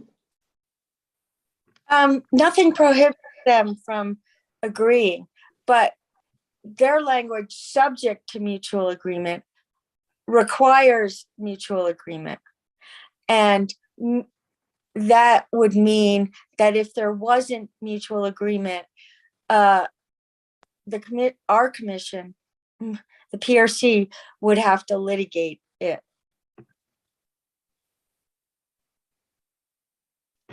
So my recommendation is to state that any of those little four will be avoided energy costs. LMPs, market hub prices, formulas based on natural gas prices, or competitive solicitations. And well, okay, but if you just listed mutual agreed price, why is that? Oh. You're saying none of these other items would have to be litigated, but that one would. Okay, right now, for instance, the rural electric cooperatives would have, if they do not belong to the Western EIM or the SPP, and I'm not sure, that might be the tri-state electric cooperatives. They proposed the idea of using competitive solicitations or formulas based on natural gas prices or market hub prices or LMPs if any are available. All of those are reasonable for establishing avoided cost. And if the QF did not agree to one of those four, then there would be a disagreement and our commission would have to litigate it. And if we litigated it, I don't know what else we would use except one of those four criteria. So all we're saying is one of those four need to be agreed to between the utility and the QF. But by saying subject to mutual agreement, it requires them to agree and doesn't allow the electric cooperative from choosing one of those four. Yeah. I still don't understand why. I mean, if two parties came to the commission and said, we've agreed on this price. This rule does not prohibit that. Fine. It doesn't prohibit mutual agreement. It's not requiring mutual agreement. Does that make more sense? What, that the rule does not require mutual agreement? No. It doesn't require mutual agreement, but it doesn't prohibit mutual agreement. Well, it doesn't say anything about mutual agreement, which is the only reason I mention it, because I think a mutual agreement could be very efficient, but if it's not listed, parties might think that these are their only options, because we don't say that these options are including but not limited to. Yeah, I mean, you could add or mutual agreement as a number 5, Roman numeral 5. Yeah, that's what I was. Not requiring mutual agreement, which may not occur and would end up in litigation. I'm trying to avoid as much litigation as possible. Well, I agree with that objective, but if you're saying it would be okay to add a Roman numeral 5, just that, and how would you wording it? Just mutual agreement?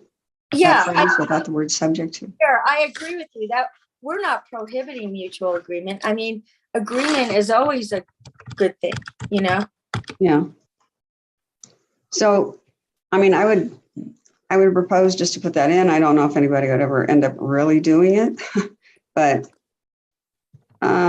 you know, it just seems like, No, I think it could happen. yeah.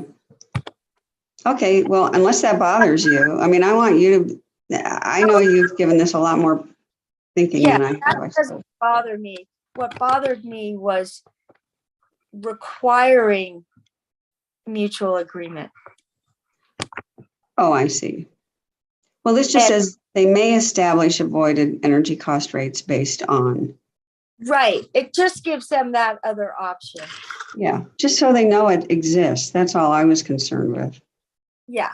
Okay, so if we could add that, I otherwise totally support everything else. Okay. Are there any objections to adding a fifth criteria there to establish avoided energy cost rates? Okay, hearing none, we'll make that amendment. Any other questions for Judy? All right, members of the commission, you have the order before you. I don't think that change is going to affect the order because the order adopts Exhibit A, which is the amended rule. So I don't see any changes to the order. Do you agree, Judy? Yes, I agree. We're making the change to the Exhibit A and Okay. not to the order. Okay, do I hear a motion to approve the proposed order? Mr. Chair, I'll make that move. Okay. That motion. We have a motion by Vice Chair Hall. Do I hear a second? Second. Second by Commissioner Byrd. Any discussion on the motion? Russell, roll call vote, please.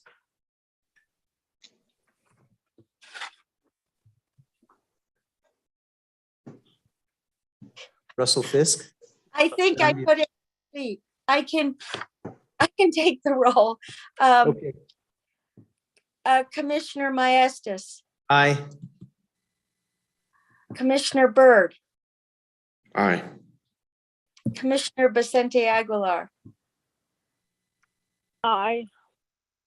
Commissioner Hall, Aye. Commissioner Fishman. Aye. The order passes 5-0. Thank you, Judy, and thank you for all of your hard work on this. Time check, we've been at it almost 2 hours, and this next agenda item will be lengthy, hopefully not too lengthy. So why don't we, if there's no objections, why don't we take a 10-minute break and let's be back at 11:25. All right, we'll return at 11:25. Thank you.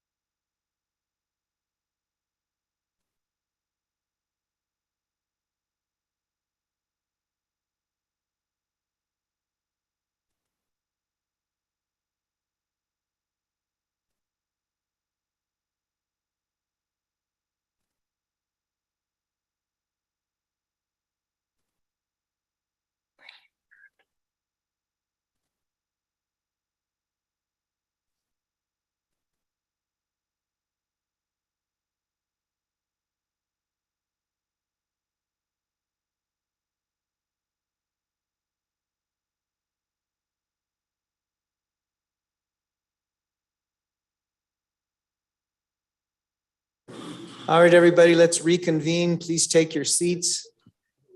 Oh, all of you out there on Zoom are already seated. Sorry about that, but.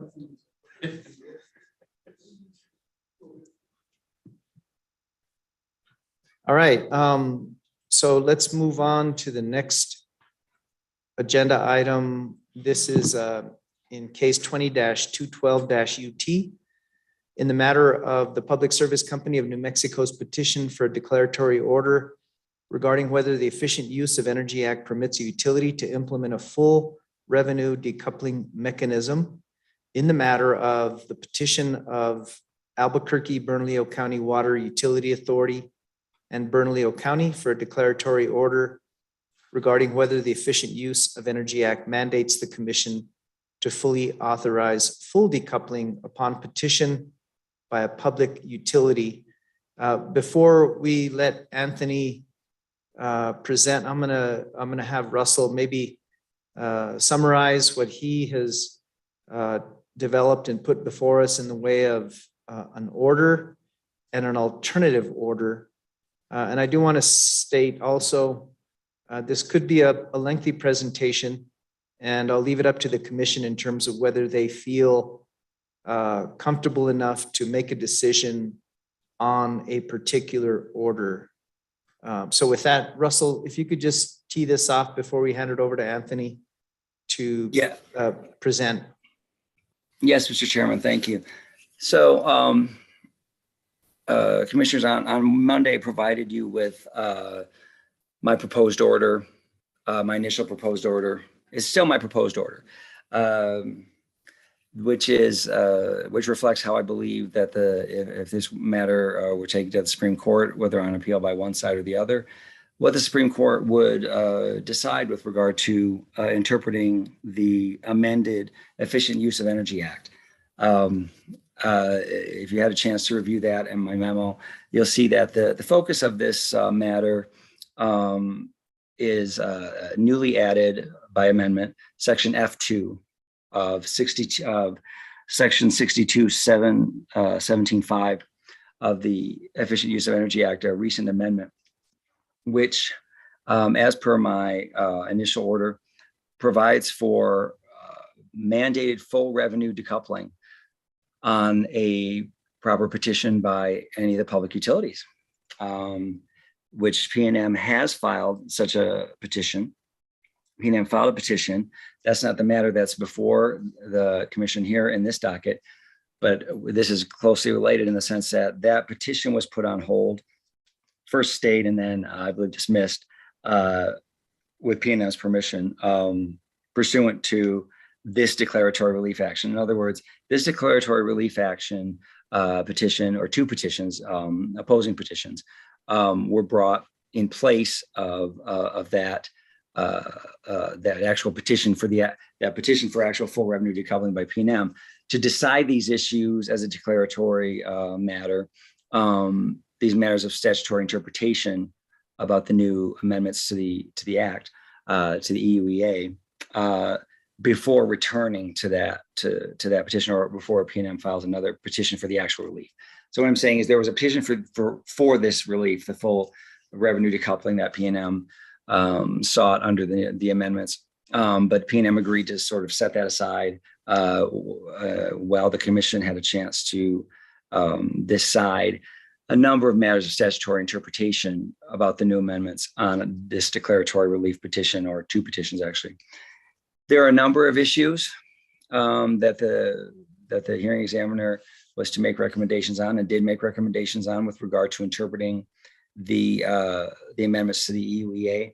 But the biggest, the most controversial issue, the one that is the subject of exceptions here, there are actually two that are subject of exceptions, but the first, this is the big issue, is whether the amendment requires full revenue decoupling. That's obviously the big issue. And my initial order, my proposed order, reflects the fact that I think that the Supreme Court would side with PNM and the other advocates for full revenue decoupling, because the language that's been placed in F2 provides a pretty clear instruction to the commission that upon petition of a public utility, The commission will adopt what it calls a rate adjustment mechanism that will doesn't use the word decoupling, but that will allow for full revenue recovery. In other words, the recovery of the revenue requirement that is in place for the particular utility. In other words, whatever revenue requirement was set in the most recent rate case, that the company will receive that without regard to actual sales. That's full revenue decoupling. That's providing adjustment that ensures that if actual sales of energy and the revenue from those sales in any year fails to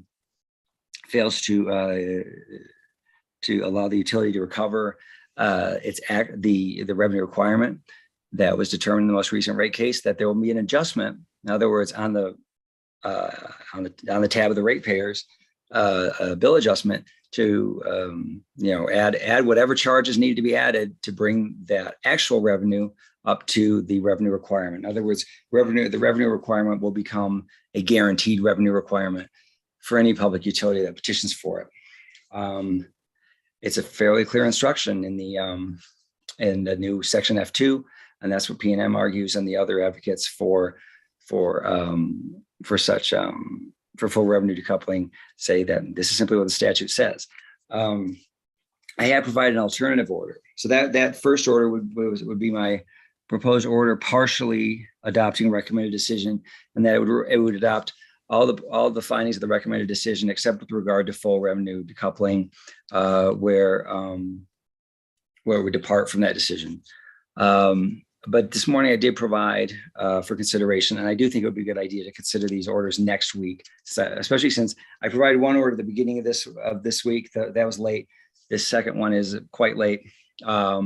I think it would be a good idea just to hear the RD today, but I will just quickly say that with regard to the alternative proposed order, it would entirely adopt the recommended decision, including Anthony's analysis with regard to full revenue decoupling, which is analysis that says that this the amended F2 does not provide for full revenue decoupling because it's for one thing, it's such a radical change to the entire regulatory paradigm that it's not simply to have it included as simply an option under the Efficient Use of Energy Act as the act actually says, to remove regulatory disincentives. To interpret it that way involves interpreting the statute the amended statute to, by implication, essentially overturn a huge portion of the regulatory paradigm that's been in place since the Public Utility Act was instituted. And in two ways. One, it completely cuts out the commission's determination of what's a just and reasonable rate, in the sense that, yes, the revenue requirement would have been set in a rate case where the commission did that. However, every year, to the extent that revenue fell short, that revenue might fall short for any reason, any ordinary business reason, that it would be made up with an adjustment. Adjustment would be made by some kind of rider or some other adjustment mechanism to bring that number up to this, basically what's a guaranteed annuity in the amount of the revenue requirement every single year.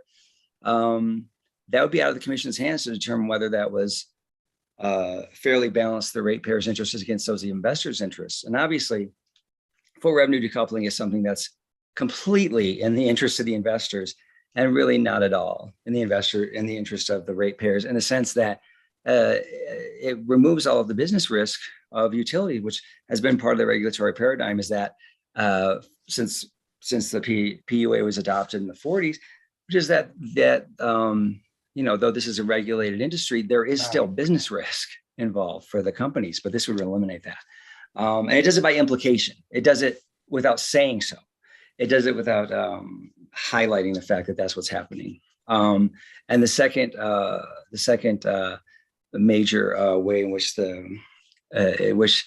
this huge implication that's not really addressed expressly, but is impliedly in this full revenue decoupling provision is that full revenue decoupling goes far beyond removing the regulatory disincentives that are referred to in the Efficient Use of Energy Act. The Efficient Use of Energy Act does use the term, even before amended, use the term regulatory disincentives, and one of the goals was to remove regulatory disincentives. But that means removing regulatory disincentives to energy efficiency programs and load management programs. Those are both programs that reduce sales. And so utilities tend not to have an incentive. They really have a disincentive to pursue those things because they don't want their sales to be reduced. And it makes sense to a certain extent to remove such disincentives, by essentially removing the negative sales impacts that those programs can have on a utility. But full revenue decoupling goes far beyond that. It insulates the company from all risks, all business risks, all decreases in sales for any purposes. So I think Anthony very reasonably saw those as things that are those kinds of those huge changes, which really are a change from the regulatory paradigm, from the commission's ability to set just and reasonable rates to balance investor interests against ratepayer interests. They go so far beyond the purposes of the Efficient Use of Energy Act that to find all that implied in one sentence in an amended sentence in the Efficient Use of Energy Act is simply too much to imply. And so my alternative order would reflect that and say the commission will not imply all of that into this new amendment, this brief amendment. It's simply too much to assume. If the legislature wanted to do all that, they would have said so expressly, and they didn't. This is too radical a change to imply from one amended section. So with that, I can take questions, but I can also turn it over to Anthony, Mr. Chairman. In terms of process, commissioners, we did get a late alternative order fully adopting the RD. So let's just leave it open for now. If you feel comfortable enough to take action on an order, whether it's the original order that slightly departs from the recommended decision or the more recent alternative order that fully adopts the RD. Any preferences at this point, or shall we proceed with Anthony to make a summarized presentation of his RD? Mr. Chair. Vice Chair Hall. So I have a question. Do we have a deadline? I don't think we have a deadline of today to make this decision, do we? Commissioner Hall, no, there's no deadline. Okay. I mean, I would like to definitely hear Anthony's presentation, but I would like certainly more time to think about the implications of the alternative decision. So maybe if we could just have today as a listening and possible discussion, but in light of what I just heard from Russell, I'm sure I would need more time to think about this. The implications, all the implications he referred to in the alternative. Although I do I'm very interested in the argument made by, in the wording of the alternative decision. I'd still like more time, I think. Okay, thank you, Vice Chair Hall. I think Commissioner Byrd, you feel the same way, right? I do. I think waiting a week is a good deal. Okay. All right, why don't we proceed? Anthony, if you don't mind presenting in summary form your recommended decision. Not at all. Thank you, Mr. Chair. Commissioners, thank you for having me. I'm going to share screen if that would be the commission's pleasure, Mr. Chair. Yes, please. Rather look at my decision than look at me, hopefully. So is the recommended decision on screen now? No, not yet. Okay.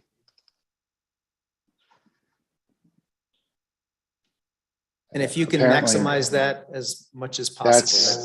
I have it pretty much maximized. Is that okay? I think so. Okay, great. I'm going to skip to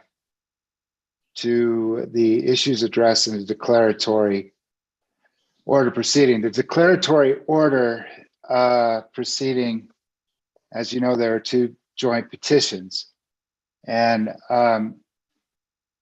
there are 8 issues in all, but given the significant overlap in the issues framed in the respective petitions of PNM and the joint petitioners, Albuquerque Bernalillo County Water Utility Authority and Bernalillo County, I framed 8 issues. And from my understanding of the exceptions, no one opposed my framing of the 8 issues in this proceeding. Of course, what I'm going to focus on is the first issue there, whether section 6217.5 F2 of the Efficient Use of Energy Act, read in pari materia with related provisions of the EUEA and the PUA, Public Utility Act, mandates or commands full decoupling of a utilities revenues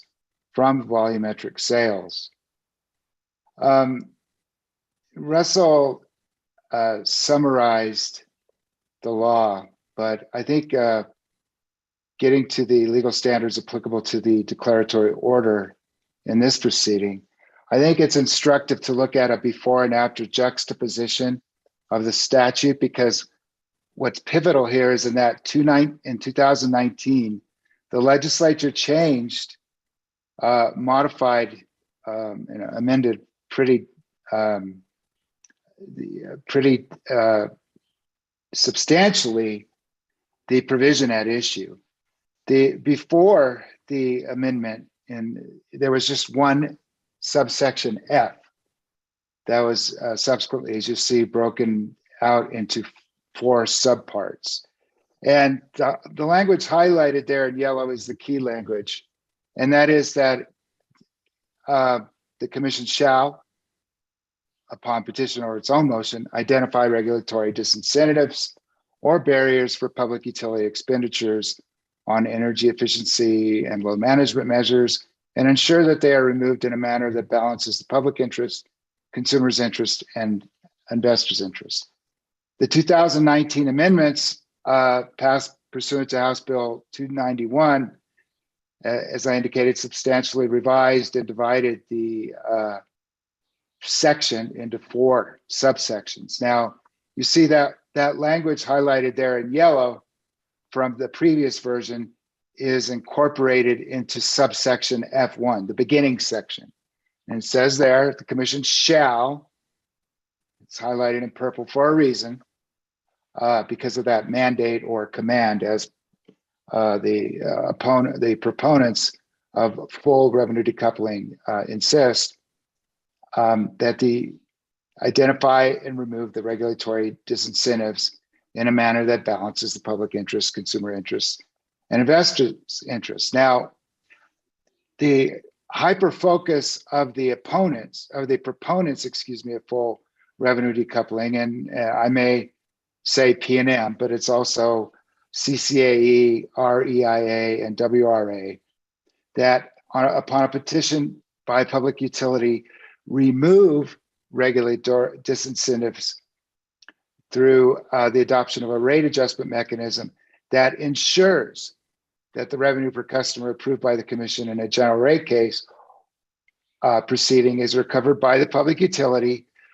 And this is the only decoupling language. It's not full decoupling language, it's generic decoupling language, without regard to the quantity of electricity or natural gas actually sold by the public utility subsequent to the date the rate took effect. Regulatory disincentives removed through a rate adjustment mechanism shall be separately calculated for the rate class or classes to which the mechanism applies and collected or refunded by the utility through a separately identified tariff rider. Now, I should pause at this point. Russell didn't quite make clear the point that this revenue decoupling proposal typically, and in PNM's prior proposal before the commission in the docket that was closed recently during the course of this proceeding, only would apply to 2 rate classes. And if Russell did mention this, forgive me for not remembering, but it would apply focus on the residential rate class and small business classes that don't have a demand charge. The theory being that the utility is not recovering sufficiently the fixed costs of service to those particular rate classes. And so the focus in this, that proposal and other proposals indeed approved by other state commissions sometimes focus solely on certain rate classes like the residential and small business classes. Okay, also significant in this regard, and I should note that the current version of the Commission's energy efficiency rules at 17.7.2.17 NMAC have this language here highlighted in yellow. That's all that's there for regulatory disincentives, is basically that language which is carried over from the policy declaration and balancing requirement that remains right there, highlighted and underscored and bolded, because lest it be forgotten that the policy of the EUEA is that regulatory disincentives, of course, as you see there, should be removed, and I'm paraphrasing, in a manner that balances the interests of consumers, the public, and the public interest and investors' interests. That key language, that's not just idle language, that's fundamental. It's a core, it's core, as you'll see in the next section I'm discussing, that key language in the policy declaration is a balancing requirement. That is that the EUEA's directive that the Commission removed regulatory disincentives to cost-effective energy efficiency and load management development performs the balancing requirement. So that language, like I said, didn't come from out of outer space. It came from over 80 years of developing rate setting authorities of state and other regulatory commissions. And basically it starts with the command that in section 62.8-1 of the Act, that every rate made, demanded, or received by a public utility shall be just and reasonable.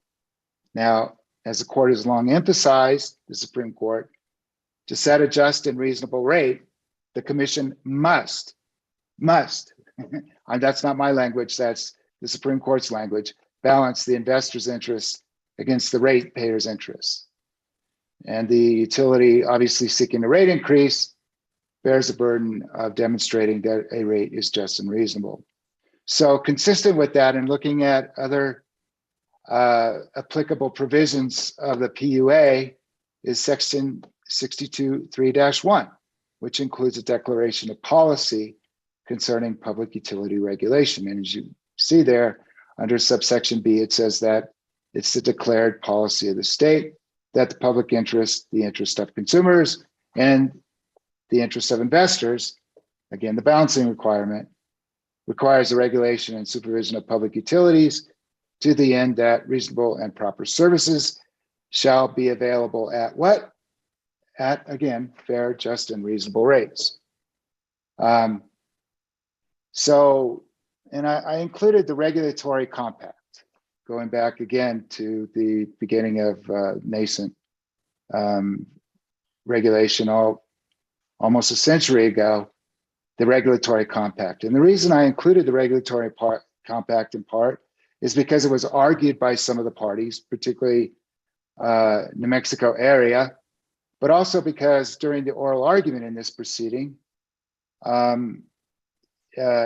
I raised the regulatory compact with PNM's counsel and PNM's counsel insisted that the regulatory compact did not play a role in this endeavor or in this analysis. But as you see there, I cited and quoted PNM's witness in a recent case that ironically is on appeal to the Supreme Court as well right now, or was actually. That case is no longer, I don't believe, 1918. But PNM witness Azar, in a rebuttal testimony in that case, explained the regulatory compact, which is that in return for protection from competitors, utilities agreed to the states could regulate them. It's called that. That's the regulatory compact, which balances, according to PNM's own witness, the public interest of consumers with the business interest of the utility. So the regulatory compact, which apparently allegedly does not apply, actually, according to PNM's witness, protects both consumers and the utilities. Okay, so yeah, you're all also familiar with the zone of reasonableness within which the commission is allowed to balance the public interest, consumers' interests, and investors' interests in setting just and reasonable rates.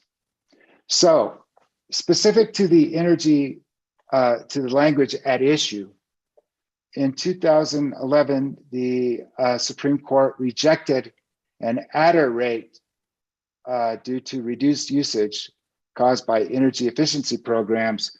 It was a provision of the energy efficiency rules that was promulgated by the commission.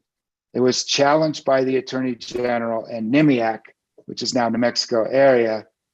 And the Supreme Court held that that adder rate was not cost-based, which the commission conceded, that the adder rate for reduced usage caused by energy efficiency programs and the subsidy provided to the utilities was not based on traditional rate setting principles, was not cost-based, and therefore was arbitrary and was an arbitrary rate set. So that adder rate was rejected. But in doing so, the Supreme Court talked about, again, the balancing of interests. And the Supreme Court ultimately found that that balancing language used in both 6217-2E and 6217-3 is almost identical to the balancing language used under the Public Utility Act. Both require the commission to balance the public interest, consumers' interests, and investors' interests. So the court read the EUEA in harmony with the Act, the PUA, to conclude that when the commission sets a rate, the legislature intended the balancing requirement of the EUA to be the same as the balancing done under the PUA to determine just and reasonable rates. And incidentally, as found again in case 1918, the San Juan Generating Station abandonment proceedings, the commission noted that established general framework for setting and changing all utility rates in section 6231B, 628-1, 628-7 of the Act is the same framework for the Renewable Energy Act, for the Efficient Use of Energy Act, and yes, the Energy Transition Act, which was at issue in 19-18. So that's basically setting the framework for the law applicable. Now I'm going to move to the canons of statutory construction, which apply. Of course, in construing statutes, the commission's guiding principle is to determine and give effect to the legislative intent. To glean legislative intent, commission is aided by classic canons of statutory construction. In New Mexico, there are two basic themes or approaches to statutory construction. The first approach, relied on by both the proponents and opponents of a finding of full decoupling, in this case under subsection 5F2 of the EUEA, is often simply called the plain meaning rule, that statutes should be are to be given effect as written, and where they are free from ambiguity, there's no room for construction. The second, from State ex rel. Hellman versus Gallegos, is the rejection of literal language approach, where the language of the legislative act is doubtful or adherence to the literal use of the words will lead to injustice, absurdity, or contradiction. The statute will be construed according to its obvious spirit or reason, even though this requires the rejection of words or the substitution of others. And parenthetically, and as related here, since we have wise, learned counsel on both sides of this dispute, where reasonably informed persons can disagree on the meaning of a statute, the statute's probably ambiguous. And so I submit that, as you see, at least in one important respect, not two, but one, as you'll see below, the statute, when I get to that part of the discussion, the statute is ambiguous, and therefore other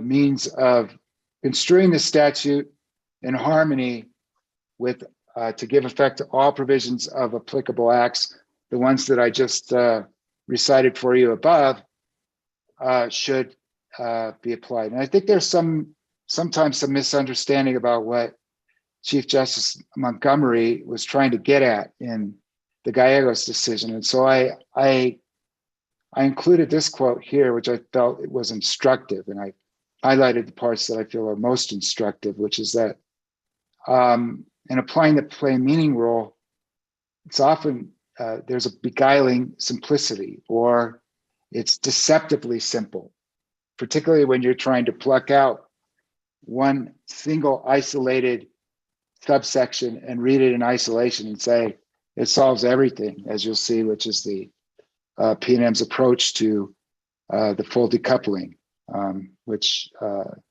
is the purpose of my analysis. But as Justice Montgomery said here, while in this case, one part of the statute may appear absolutely clear and certain to the point of mathematical precision, which I submit it doesn't in terms of F2, but that's beside the point.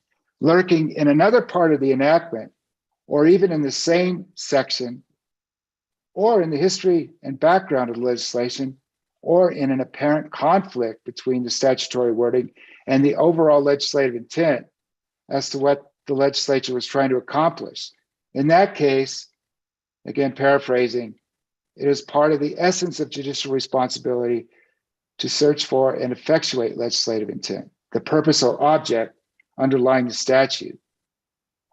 So in reading related statutes on the same subject matter in pari materia, in harmony to give effect to all provisions, that's that in pari materia language that I was just talking about.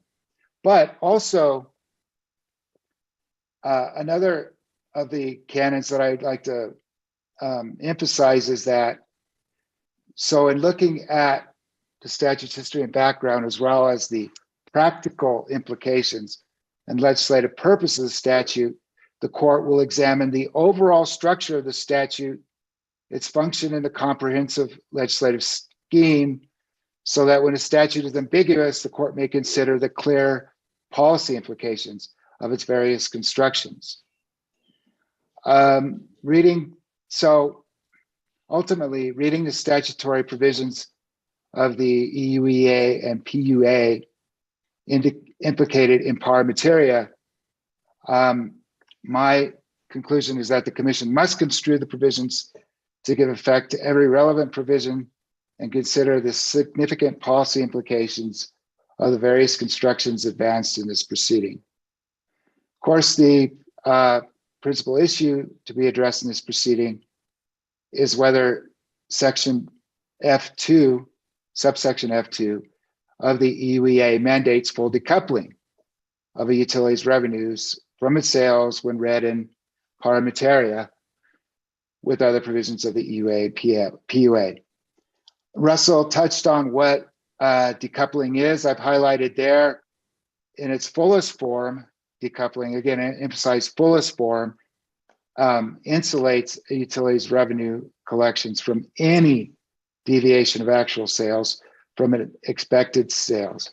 The cause of the deviation, whether it's increased investment in energy efficiency, weather variations, changes in economic activity, a COVID pandemic, even behind the meter solar deployment, anything at all under the sun, it doesn't matter. Any and all deviations will result in an adjustment or true up of collected utility revenues with allowed revenues.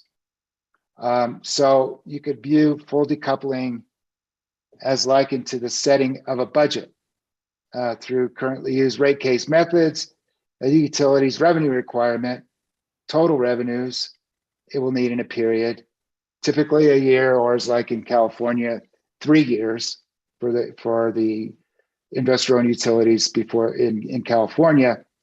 They're on a 3-year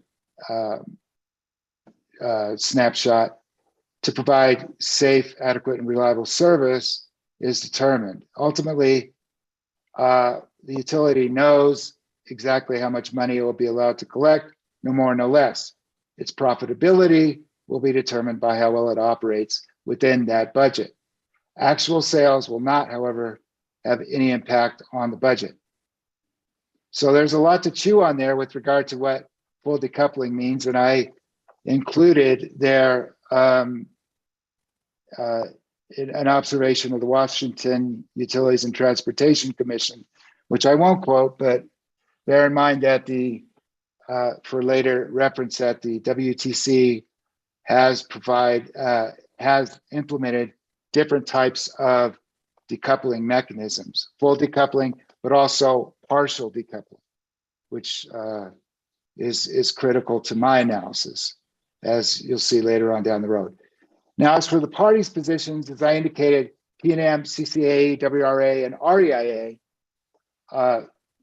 using a plain meaning application or analysis of the language of the statute and focusing almost exclusively on that subsection 5F2 that you saw above in the decision, compels the commission, mandates the commission, commands the commission to approve a request for full revenue decoupling.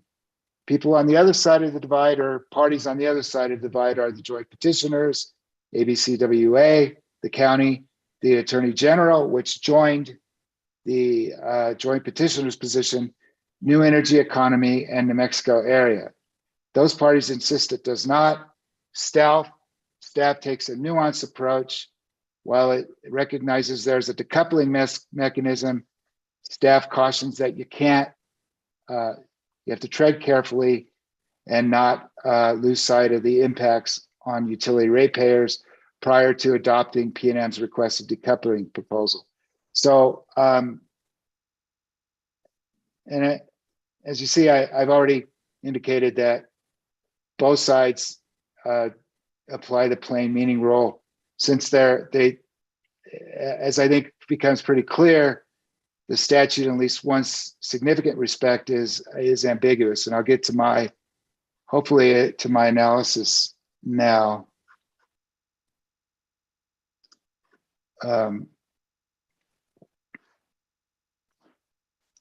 Yep, that's where, hang on just a second.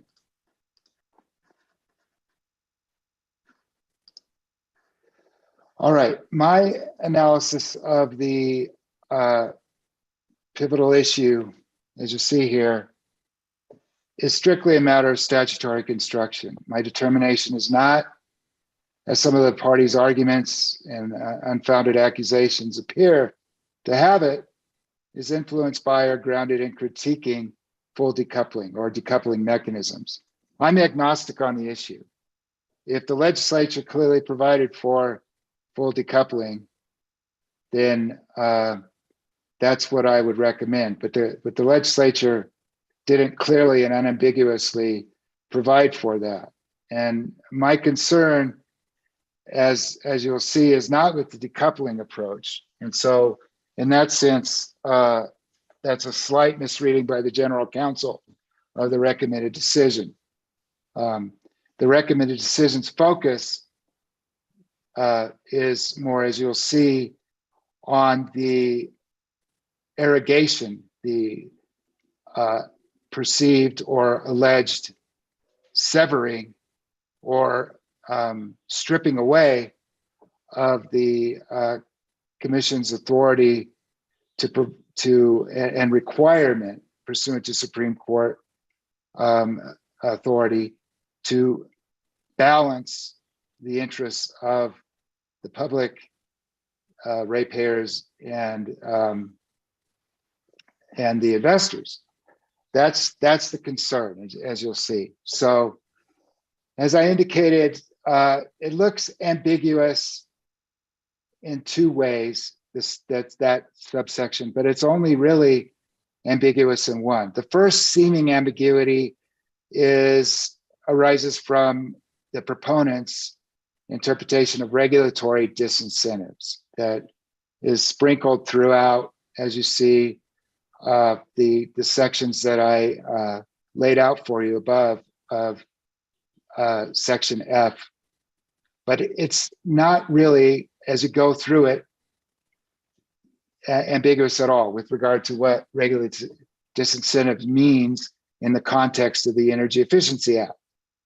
And I conclude that it's applicable strictly to removing, and again, emphasis on removing, as you'll see, regulatory disincentives to utility development of cost-effective energy efficiency and load management measures. I go through, and in exceptions, one of the parties takes me to task for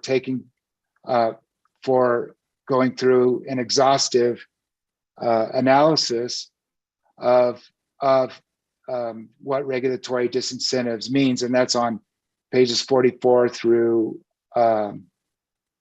46 of the decision. But the point is that the Supreme Court has also said that you can't improperly consider a provision in isolation or in a vacuum, as P&M would have it.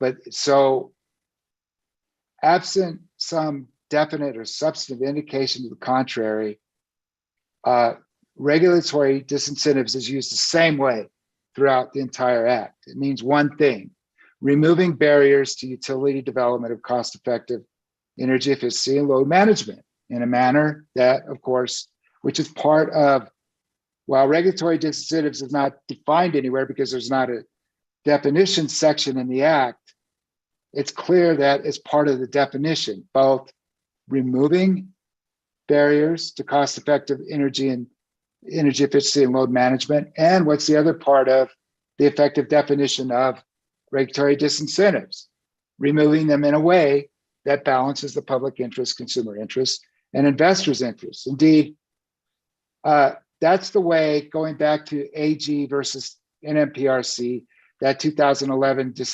decision on adders, rejecting the adders in that case, viewed it, requiring the PRC to identify and remove regulatory disincentives to public utilities implementation of energy efficiency programs. But tellingly, despite that interpretation, in 2019, the legislature did not change the policy of the act, which is still reflected in the Commission's energy efficiency rule, where the only two times it mentions regulatory disincentives is in that section that I quoted of the rule. And in the very first subsection, F1, which sets the table for those remaining four subsections that I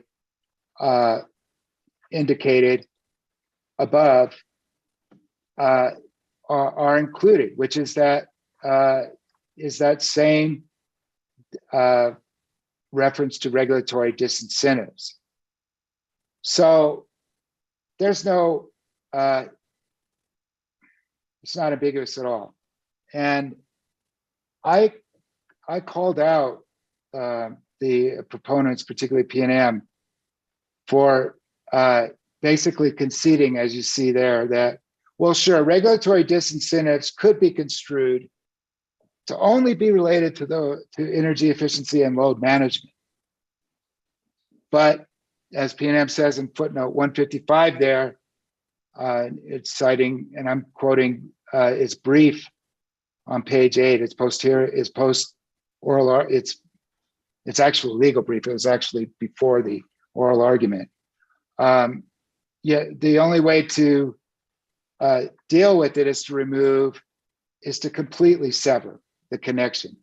Now, as I pointed out there, that argument only makes sense if you ignore the fact that there's still a balancing of interests that must be conducted to determine whether a rate is just and reasonable. So basically, I'm saying, well, yeah, sure. What you're saying is the commission, you cannot determine whether a rate is just and reasonable. That discretion is completely taken away. That discretion which is required, that authority which is required to be applied to determine whether any rate and all rates are just and reasonable, is all of a sudden vanished because of that laser-like focus on some generic decoupling language in subsection F2.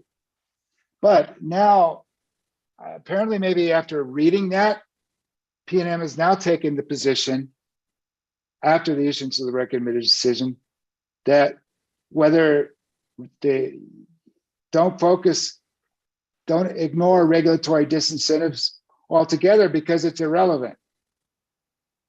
And it was only then that I realized something that had troubled me deeply throughout this proceeding, in which I indicated goes to the fact that I'm agnostic on decoupling mechanisms in general and full decoupling in particular.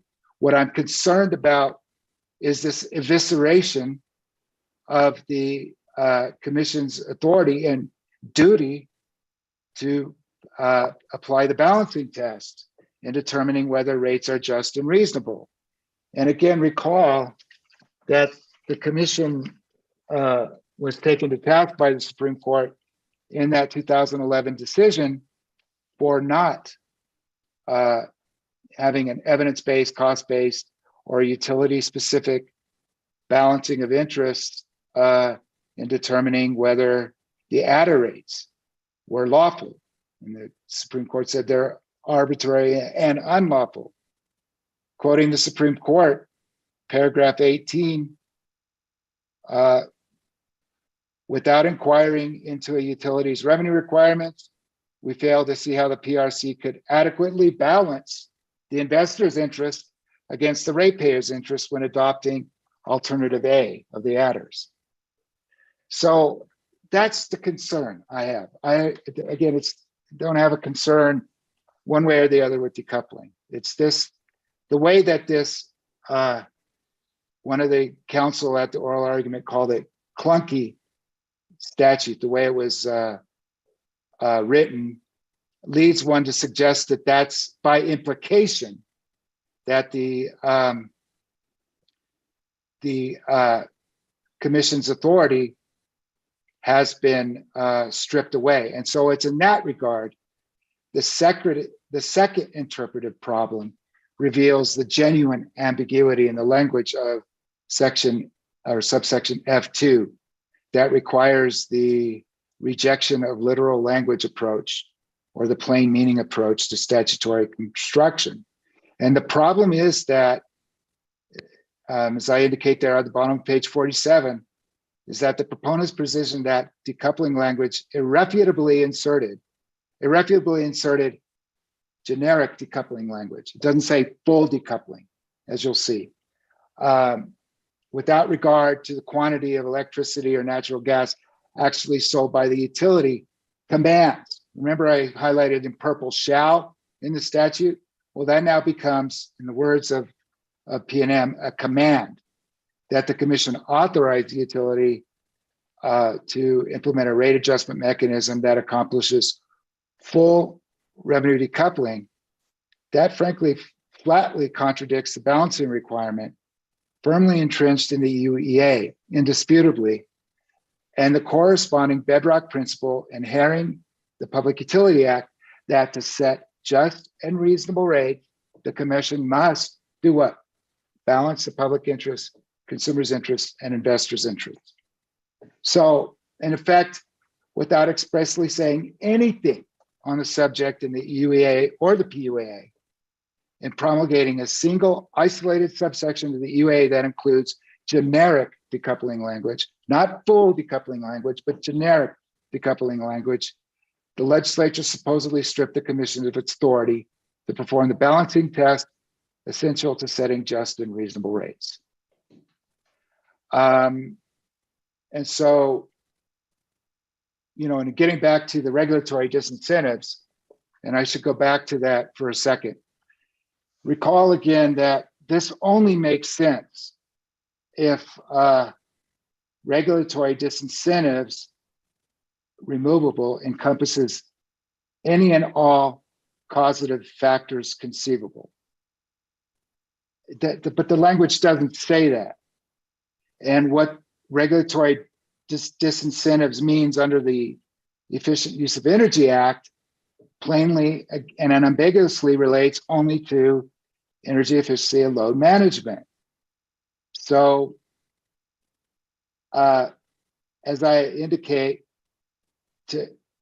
in removing regulatory disincentives, which the, and I'm going to go back to the section of the Act because, again, I highlighted it for a reason. So in removing those disincentives, you must, it must relate only to removing what kinds of regulatory disincentives, energy efficiency and load management. So you see why perhaps there was a shift from, well, you really kind of, it doesn't really matter what regulatory disincentives means and it's really irrelevant. Well, you can't do that because under subsection F2, it says twice, remove regulatory disincentives. Regulatory disincentives removed. What are they talking about? They're talking about barriers to conservation measures and programs, to energy efficiency and load management. It's clear that that's the case. So I don't think there's a way around that, and be interesting to see if the Supreme Court disagreed with that interpretation, quite frankly. But so getting back to the analysis, I conclude ultimately that there being an irreparable, basically, ambiguity that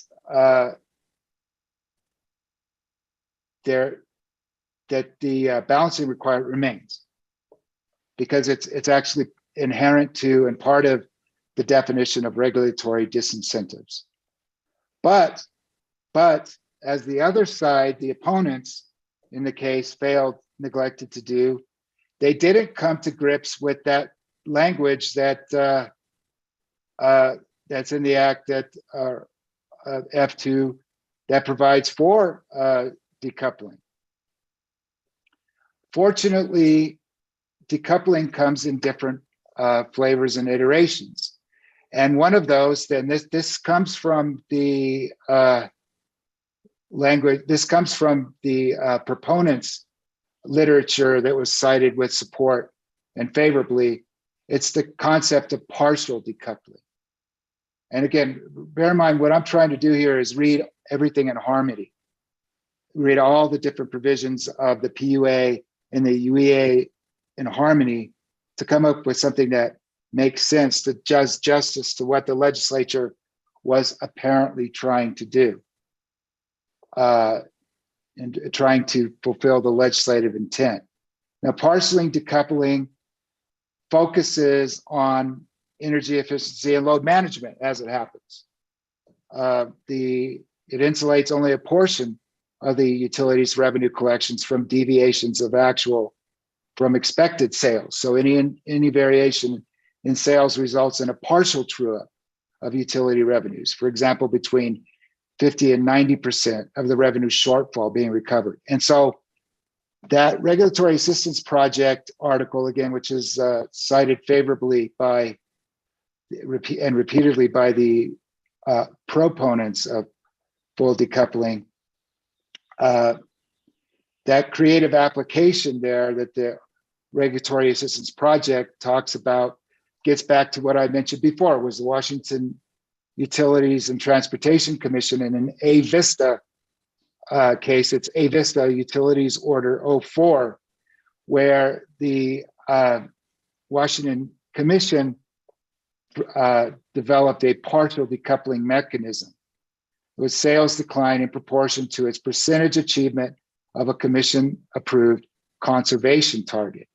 It was only allowed partial recovery. And I go into detail in footnote 165 about what that mechanism looked like, just to give an idea of what partial decoupling might look like, so that it's understood that there is actually something like that that's indisputable and irrefutable, that can be developed and that would be consistent with what the legislature was trying to apparently accomplish. So partial decoupling, again, and this is the National Renewable Energy Laboratory article, which was also cited by the proponents. Partial decoupling is different. It's just like full decoupling in that it ensures the recovery, that the utility recovers the costs of providing electricity without, again, that's the generic decoupling language, without connecting recovery to the volume of electricity delivered. That's the NREL's words, not mine. But where it differs from full decoupling is it allows only some specified percentage of deviation from actual sales. So the beauty of partial decoupling for purposes of this exercise of attempting to read these complicated provisions of different acts in harmony is that without regard to the quantity of electricity or natural gas actually sold by the utility in subsection F2, it's consistent with that language. But just as crucially, and something that the General Counsel neglected to mention, which is absolutely key to this, is that it allows the commission the discretion to perform the balancing of interests called for in the UEA and integral to the commission's rate setting authority. And I say that General Counsel may have neglected something, and that's in footnote 169. Getting back to my agnosticism on full decoupling. If the statute clearly said the commission shall provide for full decoupling, provided that it balances the interests of the public, ratepayers, and investors, then that's the plain meaning. Or if the legislature said, in all circumstances, except for one isolated provision, the balancing test does not apply.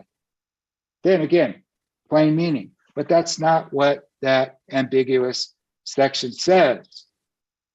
So ultimately, and I should add, as you've heard before, earlier this year with regard to a similar amendment, the ETA, in fact, the legislature knows how to curb the commission's rate setting authority, and it has expressly done so on certain occasions. But in any event, the key here is that you can both have full decoupling and the balancing of interest and the vindication or the consideration of the public interest and ratepayers' interest. And I included in footnote 169 several examples of that from around the country where utility commissions have both implemented some form of decoupling, but also have considered some form of balancing of interests, of ratepayer interests and investor interests and the public interest. So that's the key. And again, it hammers home the point that I really, frankly, whatever the rate setting mechanism that is mandated by the legislature is set forth in the statute, that's what I would recommend the commission apply, and it would be required. So ultimately, having construed subsection F2 in par materia with other operative provisions of the EUA and the Public Utility Act, I determine that subsection F2 does not mandate or command the commission to authorize the sort of full decoupling rate mechanisms propounded by PNM and CCAE, WRA, and REIA. A holding to the contrary would require the commission to accept the specious proposition that prohibited from exercising the discretion to perform the time-honored balancing of interests analysis essential to setting just and reasonable rates, a decoupling rate mechanism need not be just and reasonable to not only be authorized, but be mandated. This is an untenable proposition that, if adopted here without a clear expression of intent from the legislature, vitiating the balancing requirement in the instant context would improvidently upend regulatory policy and constitutional jurisprudence established over 80 years ago. In sum, if the legislature intended a shift in the rate setting paradigm, that inarguably important, and if not exactly radical, then certainly momentous and profound, the legislature could have amended the EUA and or PUA to provide clear and explicit guidance on the matter. Pursuant to the New Mexico Constitution, which grants the legislature the power to make or modify law in the public utility regulatory policy sphere. But in amending the EUA in 2019, the legislature did not divest the commission of its rate setting responsibility delegated under the Constitution as, and again, this gets back to my discussion with you earlier on the Four Corners case in the ETA, as the legislature otherwise has unquestionably done in certain specific contexts like the Renewable Energy Act regarding costs associated with approved utility procurement plans, and notably, with emphasis notably, in the same legislative session in which the EUA amendments at issue were adopted regarding the qualified utilities, reasonable actions taken to comply with a financing order under the Energy Transition Act.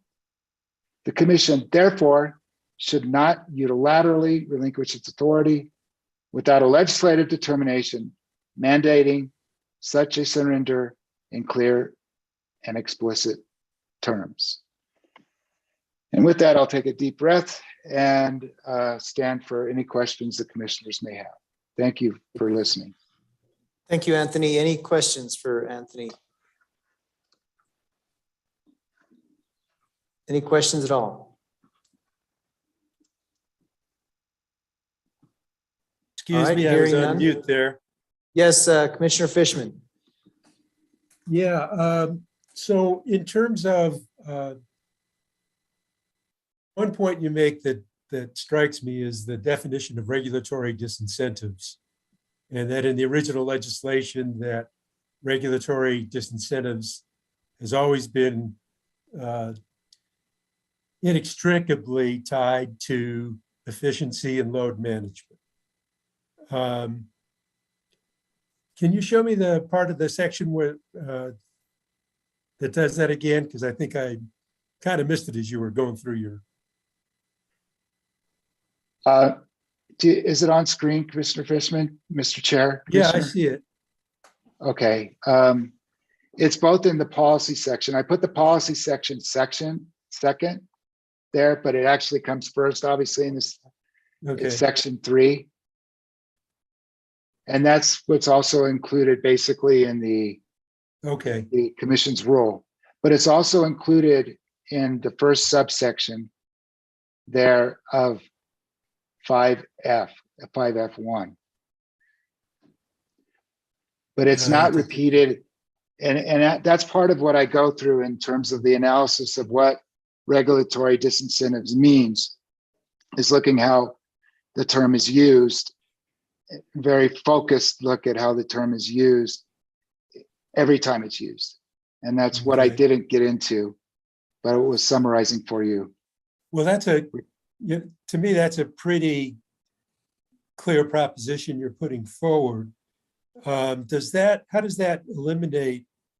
Well, look at the commissioner, look at the verb that P&M would have you ignore. Remove. You have to be removing something in order to be entitled to, what are you removing? They say it's irrelevant. How can it be irrelevant when it's right in the section that they insist you just focus on without regard to the quantity of electricity or natural gas actually sold? Okay, but I understand that. But my question is that you get to the paragraph that looks like, what is it, F2? I can't remember. That looks like full decoupling is what they're describing. That's F2. F2, and that while it includes other things, it also does include efficiency and load management. So just expand a little on your thinking about that. One way to look at it is that paragraph is huge overreach based on the definition of disincentives. Or the other is kind of what Russell posited, which is, oh, it's clear, plain meaning. Well, he posited that due respect to Russell in the alternative. Yeah. Because in positing that, it may have neglected to consider that that language does not necessarily require full decoupling, because that's the same language that you can use for partial decoupling. The beauty of that is that partial decoupling bears in mind and is applied to the regulatory disincentives that are to be removed, those dealing with energy efficiency and load management. That's the point. And that's frankly not something that any of the parties saw. It's not something that came as a surprise to them, because I raised it with them, as Commissioner Maestas may have recalled, during the oral argument. Okay, so this very specifically says we can do mechanisms to basically take care of disincentives for these two very specifically defined areas, and that that leaves commission discretion on the exact mechanism that needs to be used. That leaves commission discretion to apply the balancing of interests and whatever that means in terms of setting rates. Yeah, that's precisely. And again, that's not uncommon. In fact, that's probably more or less the rule, that utility commissions can provide for full decoupling, partial decoupling, or limited decoupling, whatever flavor of decoupling you want. But the commission is not stripped of the authority to say, we're going to balance the interests of the ratepayers and the public interest, which also plays a role here, not just the pecuniary interest of ratepayers or investors, but also the public interest about what you're trying to accomplish. Well, I won't even get into that one. It occurred to me, thinking about this in the last couple of days, that in everything I've read, there's an issue that hasn't been addressed that I would have liked to have seen addressed. And that is that if I go to federal law and I look at a case that's regularly cited, a US Supreme Court cases, two of them, the Hope case and the Bluefield case. And those are both regularly cited during rate-making proceedings as guiding the process that we need to go through. I would assume, and maybe you can answer this, maybe not. I would assume that US Supreme Court decision on these rate-making requirements would be controlling for the states. Is that true or not true? Well, those authorities have been applied by the Supreme Court, the New Mexico Supreme Court.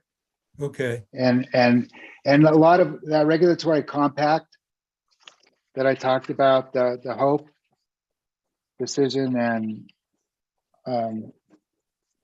Bluefield, those are early on in that process of developing that regulatory compact. But again, yeah, you're getting right to the point. Now, in all fairness, in addressing a different issue, which I'll move to now, just Well, to let me finish point out. this. Let me finish this But question. it's on this point. I think I know where you're going, but go ahead. Yeah, let me go there and be sure we're on the same page.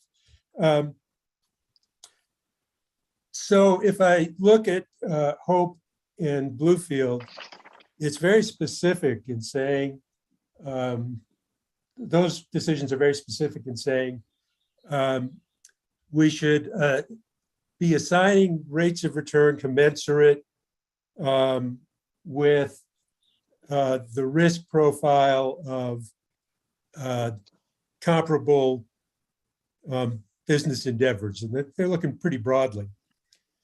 But as Russell mentioned when he was presenting to us at the beginning, is there's a strong argument to say, and you'd have to,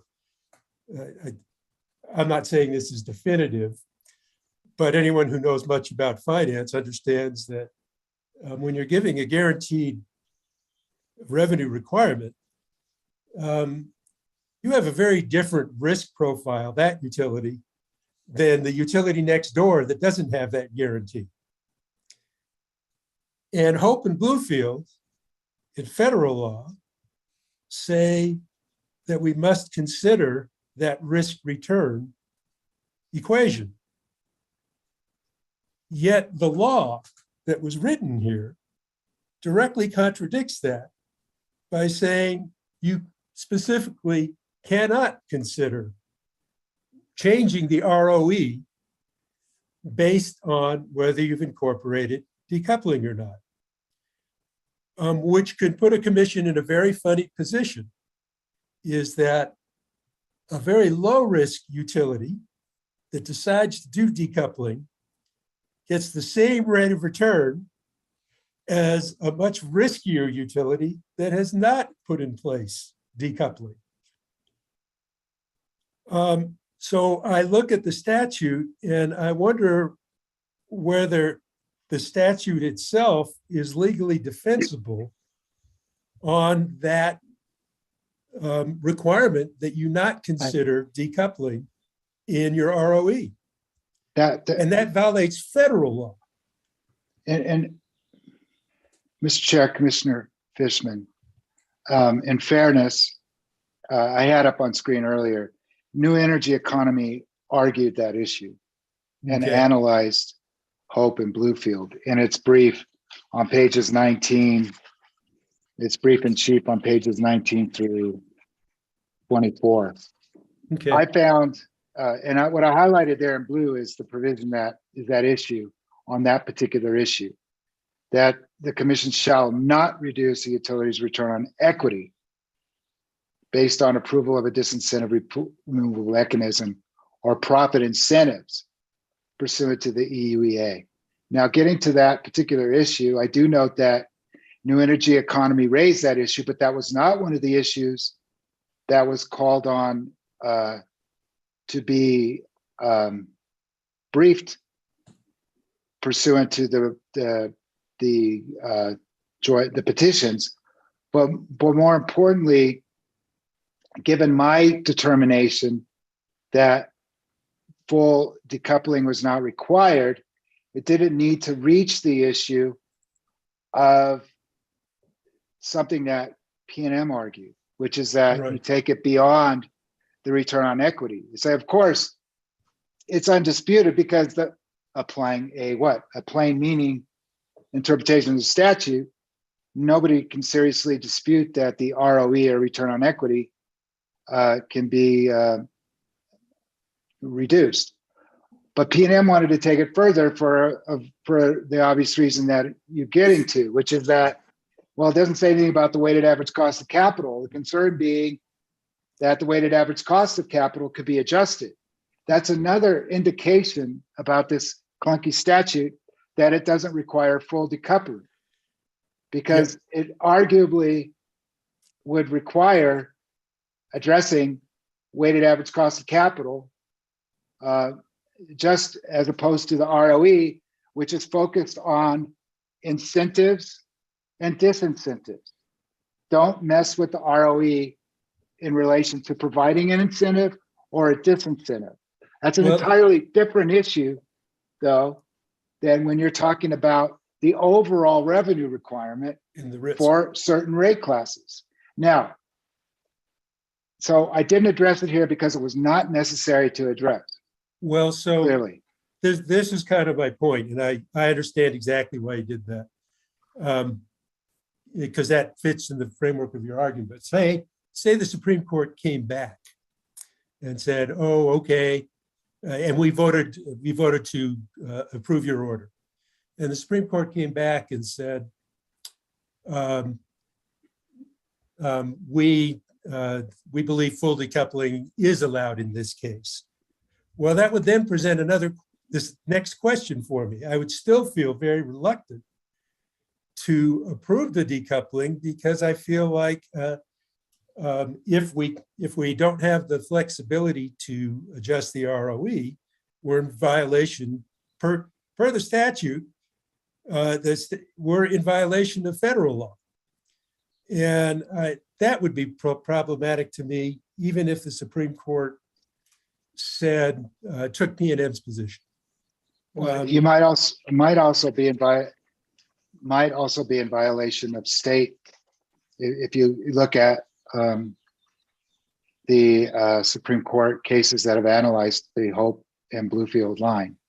Mm-hmm. So it might not have to reach to the federal to do that. You may not, I don't know, but it's not something that I obviously looked at here. Right. I will note though, that this issue does come up in full decoupling. The RAP article that the proponents cited repeatedly on page CS 14, it talks about the rate of return that the CPUC, the California Commission, calculates for PG&E. And it says, according to that article, PG&E, it's full decoupling there. PG&E based on a rate of return on its rate base of 8.79%, which is projected to provide at the time an 11.35% return on equity. Although intervening parties in the state's consolidated cost of capital proceedings have alleged that revenue regulation reduces financial risk, there has been no explicit reduction of the return on equity or debt equity ratio attributable to the implementation of full decoupling or revenue regulation.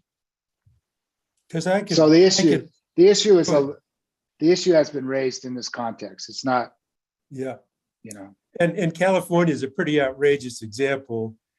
Full decoupling, very limited risk, and yet a very high ROE. Whereas if you've got such a firm guaranteed cash flow, if you will, in the bond world, that might be a 5 or 6% return to an investor for that amount of certainty, equivalent risk. And that's obviously, I'm just pulling that out of the air, but not trying to be precise. But it does appear to me that that's an issue that would still need to be thoroughly explored. And that's going back to a reminder to the general counsel that with regard to the CPUC is authorizing that return and providing an authorized revenue requirement, balancing interests. Well, it hasn't been stripped of that authority. The issue is, I know, but the issue here is to me, and tell me if I'm off base, is that we're being stripped of that ability to evaluate. This statute strips us of the ability to consider decoupling in terms of evaluating risk. And that is absolutely contrary to what federal law says we need to do. Well, it's also contrary to what Attorney General of New Mexico versus PRC said. Yeah. The So it's commission not a tried matter to of whether we set- make the right decision. It's just a matter, do we have the authority to make the right decision? California made, in my opinion, the wrong decision, but they still have the authority. Right. Yeah. And that's what I would argue, Well, is taking away the authority is. Well, it's not it's authority, but it's duty. The commission, the Supreme Duty. Court has Right. placed this duty on the commission, and it has taken the commission to task for not applying the balancing test. Yeah. Is my And the point. state, yeah, and the state doesn't, and the legislature don't have the authority to take away that authority from us. If you go all the way up to the federal level. Well, that's an Might issue not. that's out there. But under the state constitution, as I indicated, it does have the ability and has taken the commission's discretion by deeming certain rates reasonable. Right. That's all I'm saying is It's incorporated into our state record as well, that we have. that put authority. language in there that says, regulatory disincentives means this throughout the statute, except in this one limited instance when it means anything under the sun, any reason at all, even, like behind the meters solar deployment that's cutting into our net profits. That's fine, but that's not what the statute says. Mhm. That's a leap of logic. That's an inference. And you shouldn't take that. My recommendation is that you don't take that leap of logic, that leap of faith, based on, as one of the council said, clunky language like that. Mhm. That's ambiguous. You need more. And if Okay. the Supreme Court ultimately wants to say that's fine, then now we understand what the standard is for quote unquote legislation. So this is the last question here, and it's just asking you for an opinion, really, is looking at that requirement that you cannot evaluate the risk or the return based on whether a utility has decoupling or not. Is that something from your perspective that should be revised and stricken from the statute?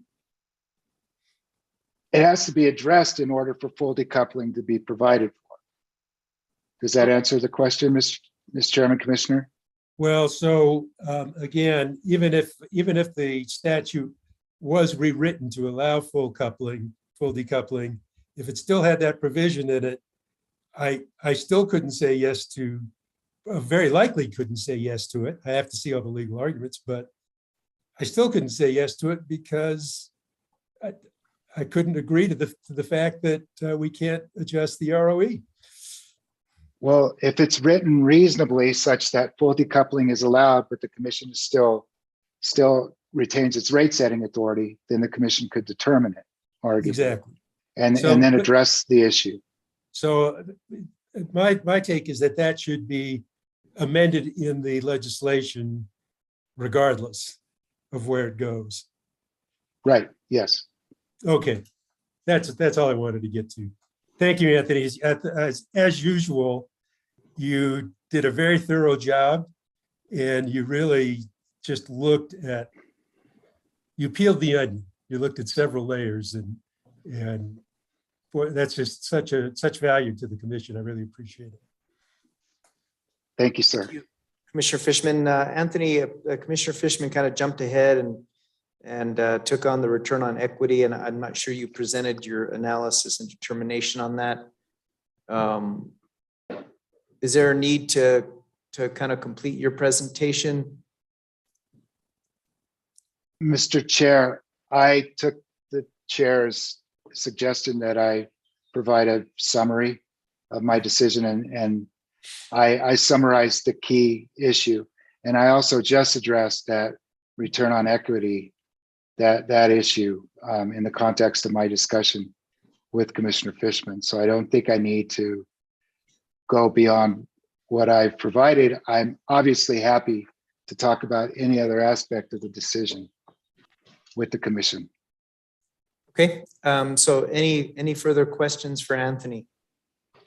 Mr. Chair. Yes, Vice Chair Hall. Hi, thank you very much. And thank you, Anthony. This is, as usual, an extremely thorough, explanatory, excellently written, recommended decision. I always appreciate your recommended decisions. And I appreciate your answers to Commissioner Fishman's concerns. I certainly share them too. And I think I understand what you're saying about even though if we were, well, let me just simplify it. If you go back to page 52 or 62 where you were right on the language I wanted to talk. Oh, I'm sorry. That's okay. I was trying to anticipate and I went to the wrong place. So No, I just want to talk about the weighted average cost of capital. Okay. Item you mentioned.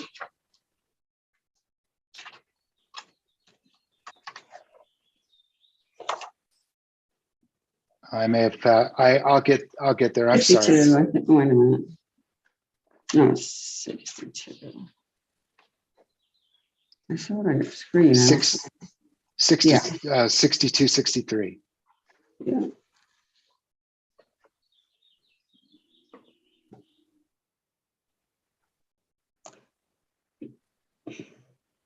I should also, Madam, may I add something else about the facial constitutional challenge?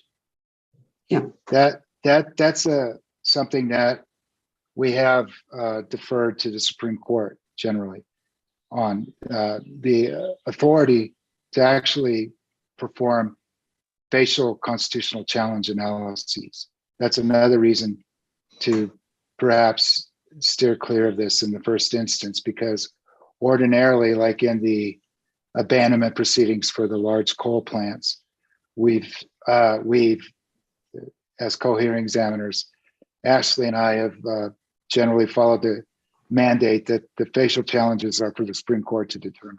Mm-hmm. Yes, I think I recall that, maybe not from one of yours or Ashley's, but from Carolyn Glick, I think also bumped a constitutional challenge up. Well, in any case, what I was going to say is, or ask, is that your interpretation, I think this is what you said, but let me say it back to confirm, or else get your clarification, that to the extent we would be prevented by the current language pertaining to our the ROE, we'd be, to the extent we would be prevented from assessing risk, as Commissioner Fishman was describing. You said that's not so bad because we can still adjust things with the weighted average cost of capital. That's one way we can. Well, and that's, and Mr. Chair, Mr. Hall, got some feedback here from, okay, somebody turned off whatever device was on. That's what PNM wanted a determination of, is that the weighted average there, interestingly, they're reading in weighted average cost of capital to that subsection F4. That's not apparent in the statute. They want that read in. weighted average cost of capital. In other words, commission can't mess with the weighted average cost of capital either. P&M wanted that determination. I just wanted to make that clarification. Oh, I see. So that wasn't your idea, it was theirs. It was definitely the utilities idea. So you don't think that that addresses the constitutional concern there then? Oh, no, what it addresses is, going back to the commission's rate setting authority, is one of the things it does in setting rates is assesses risk. That's usually one of the most hotly contested issues in any rate making proceeding, is the return on equity and the associated weighted average cost of capital. That goes to the heart of the commission's rate setting authority. So it would be something that would, in the right circumstances, if the statute called for full revenue decoupling, I think that's something that would have to be addressed. Query whether the commission would have the authority to even address it. Under P&M's command paradigm, commission is just has no discretion to consider the issue. And again, that's to get that to one last time. I have no beef. I'm agnostic on the issue of on decoupling mechanisms generally.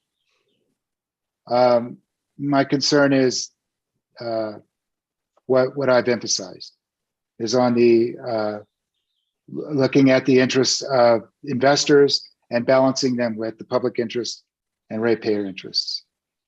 And I don't see the legislature as having taken away the commission's authority there, explicitly or clearly or unambiguously.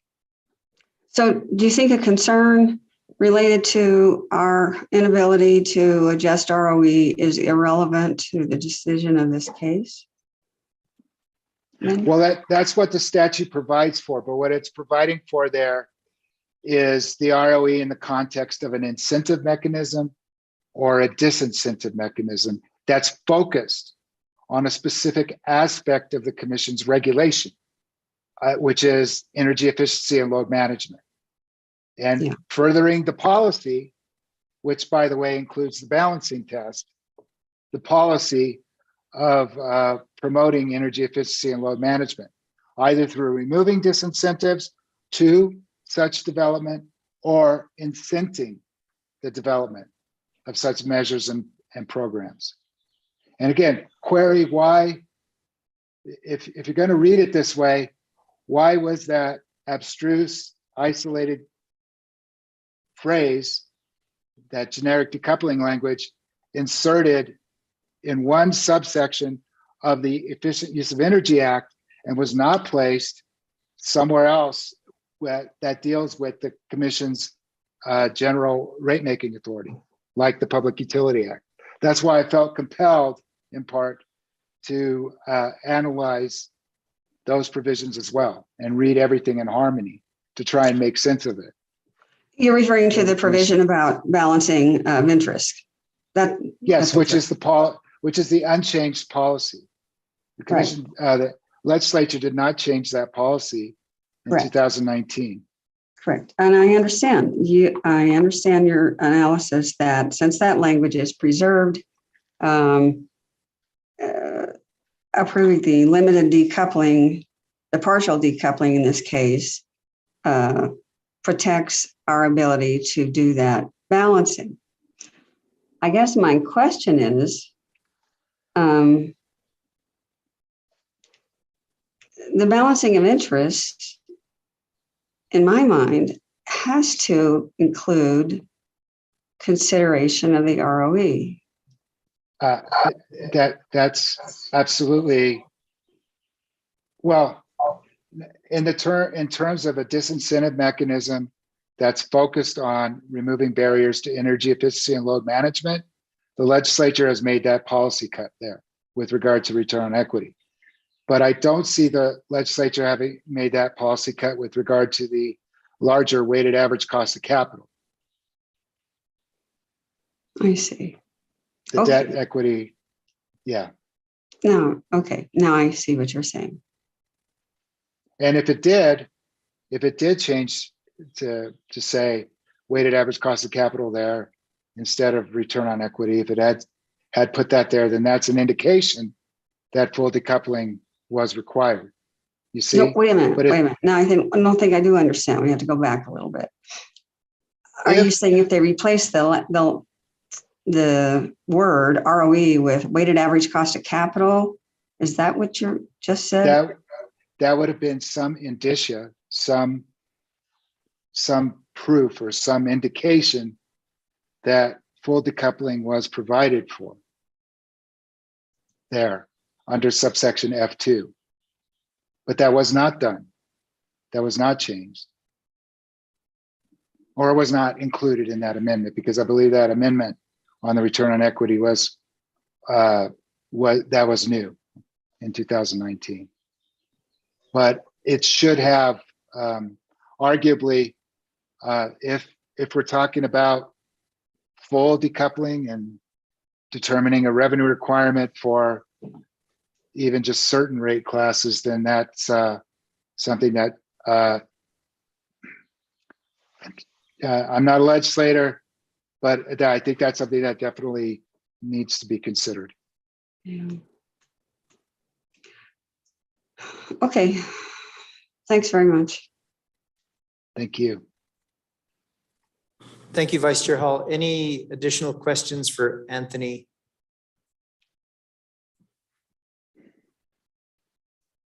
Commissioner Vicente Aguilar, any questions for Anthony regarding his recommended decision? Thank you, Mr. Chairman. No comments or no questions at this time. Thank you. All right, thank you. Mr. Chair? Yes, Commissioner Fishman. Yeah, just a quick follow-up on Commissioner Hall's question on weighted average cost of capital.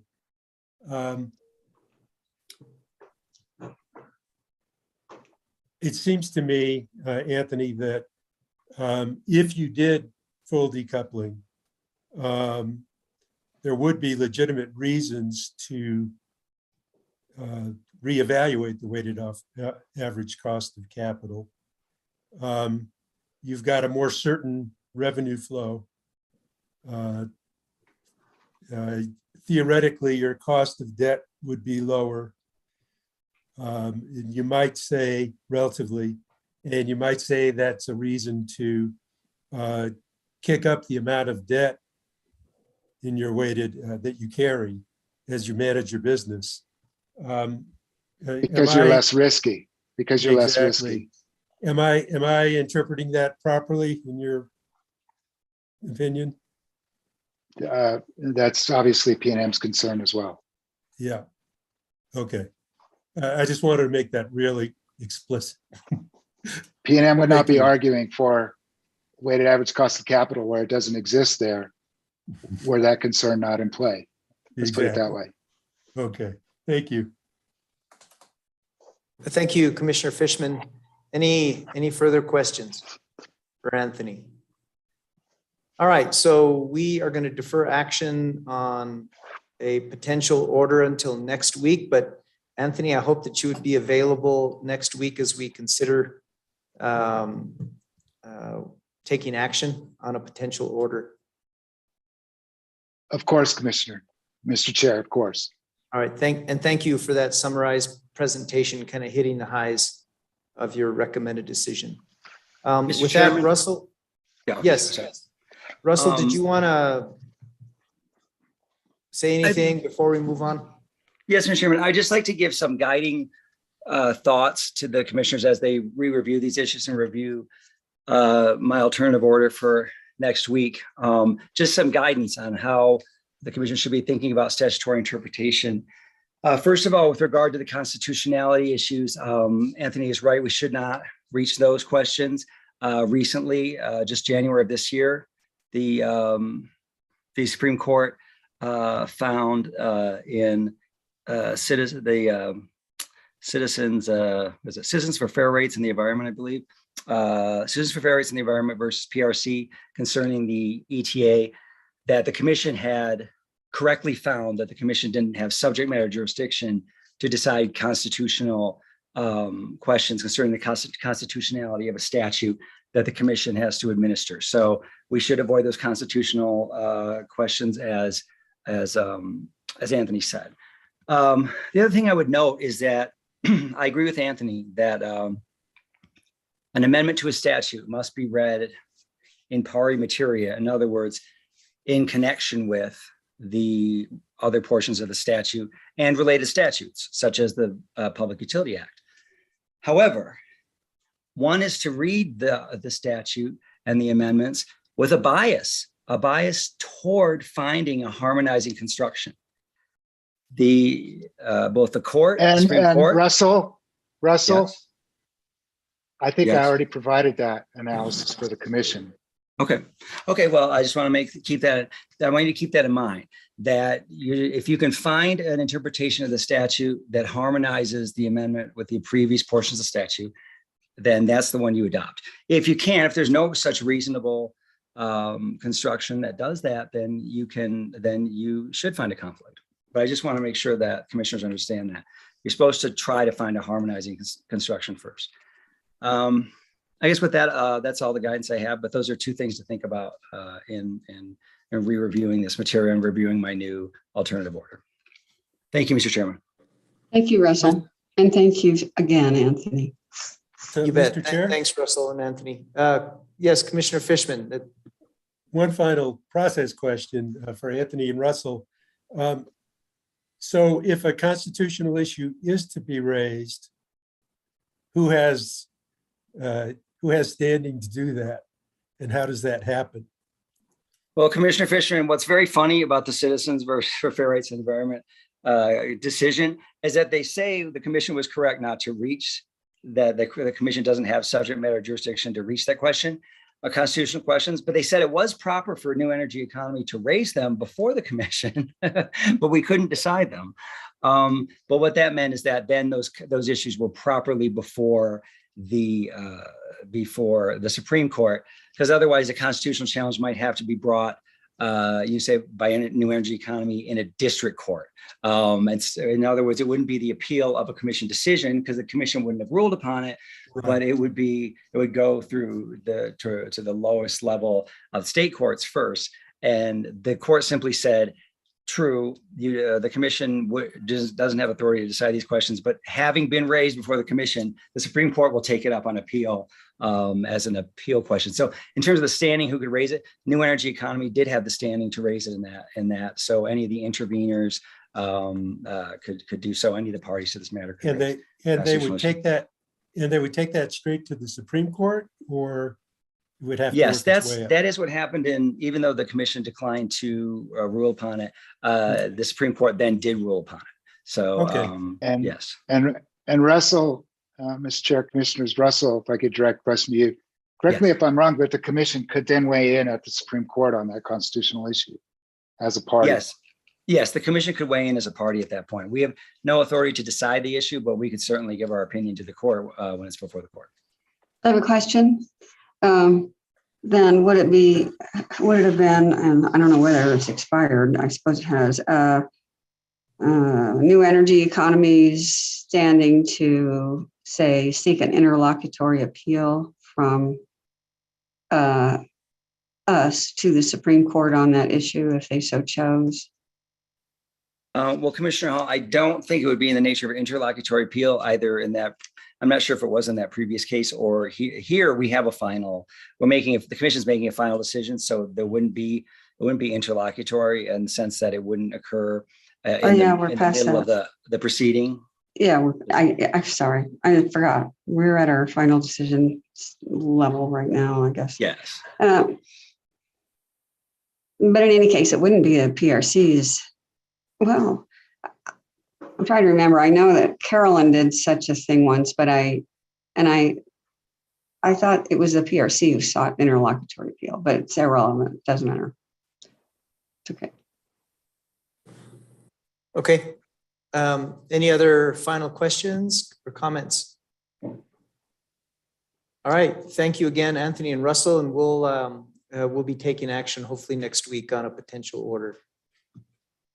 Thank you both. All right, I don't know how your all blood sugar is doing. It's 1:10, a little after 1:10. We still yet have a few more items on the agenda. What's the pleasure of the commission? Would you like to forge ahead? Or take a brief lunch period, maybe half an hour for lunch? Mr. Chair, I'm fine either way. I am agnostic. Okay, you okay? All right, let's keep going then. Let's move on to the next agenda item. And that is in the case 21-177-UT, in the matter of an inquiry into amendments to update NMPRC rules 17-440.9 NMAC and 17.9.592 NMAC. Judy? Yes. Good afternoon, Mr. Chair, members of the commission. I'll be brief with this. This matter comes before you today upon its own motion, the commission's own motion to amend Rule 440, which is codified at 17.5.440 NMAC, and Rule 592, which is codified at 17.9.592. The proposed order would set the following schedule, would issue the notice of proposed ruling. The changes to the rule are attached as an exhibit, and I can go through them, but I've provided them to you in the proposed order as the exhibit and in the memo. It would set the following schedule: initial comments on June 30th, 2022. June 3rd, 2022. Response comments on June 30th, 2022. Reply comments on July 22nd, 2022. A public workshop on May 27th, 2022 at 1 p.m. and a public hearing on July 15th, 2022 at 1 p.m.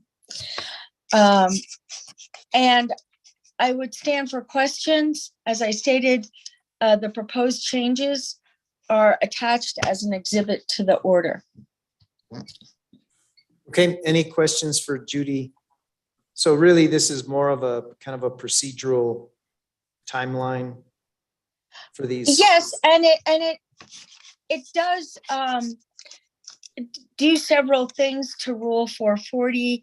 It adds an annual reporting process, and in addition, which we never had before, it requires staff to review it and notify the commission of any issues it sees. And then the changes to Rule 592. Oh, one other important thing about Rule 440, it changes the triggers for filing.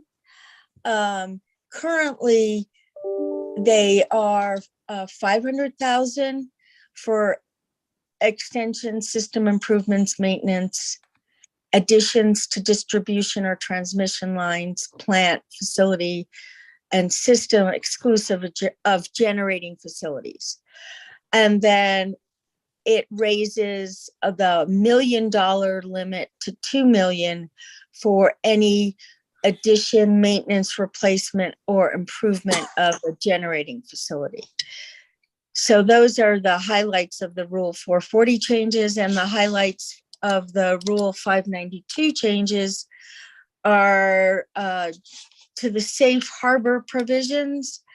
And it states that if you claim a safe harbor, a utility that is, they need to file a 440 report, and staff shall file a statement as to the factual and legal sufficiency of the safe harbor claim.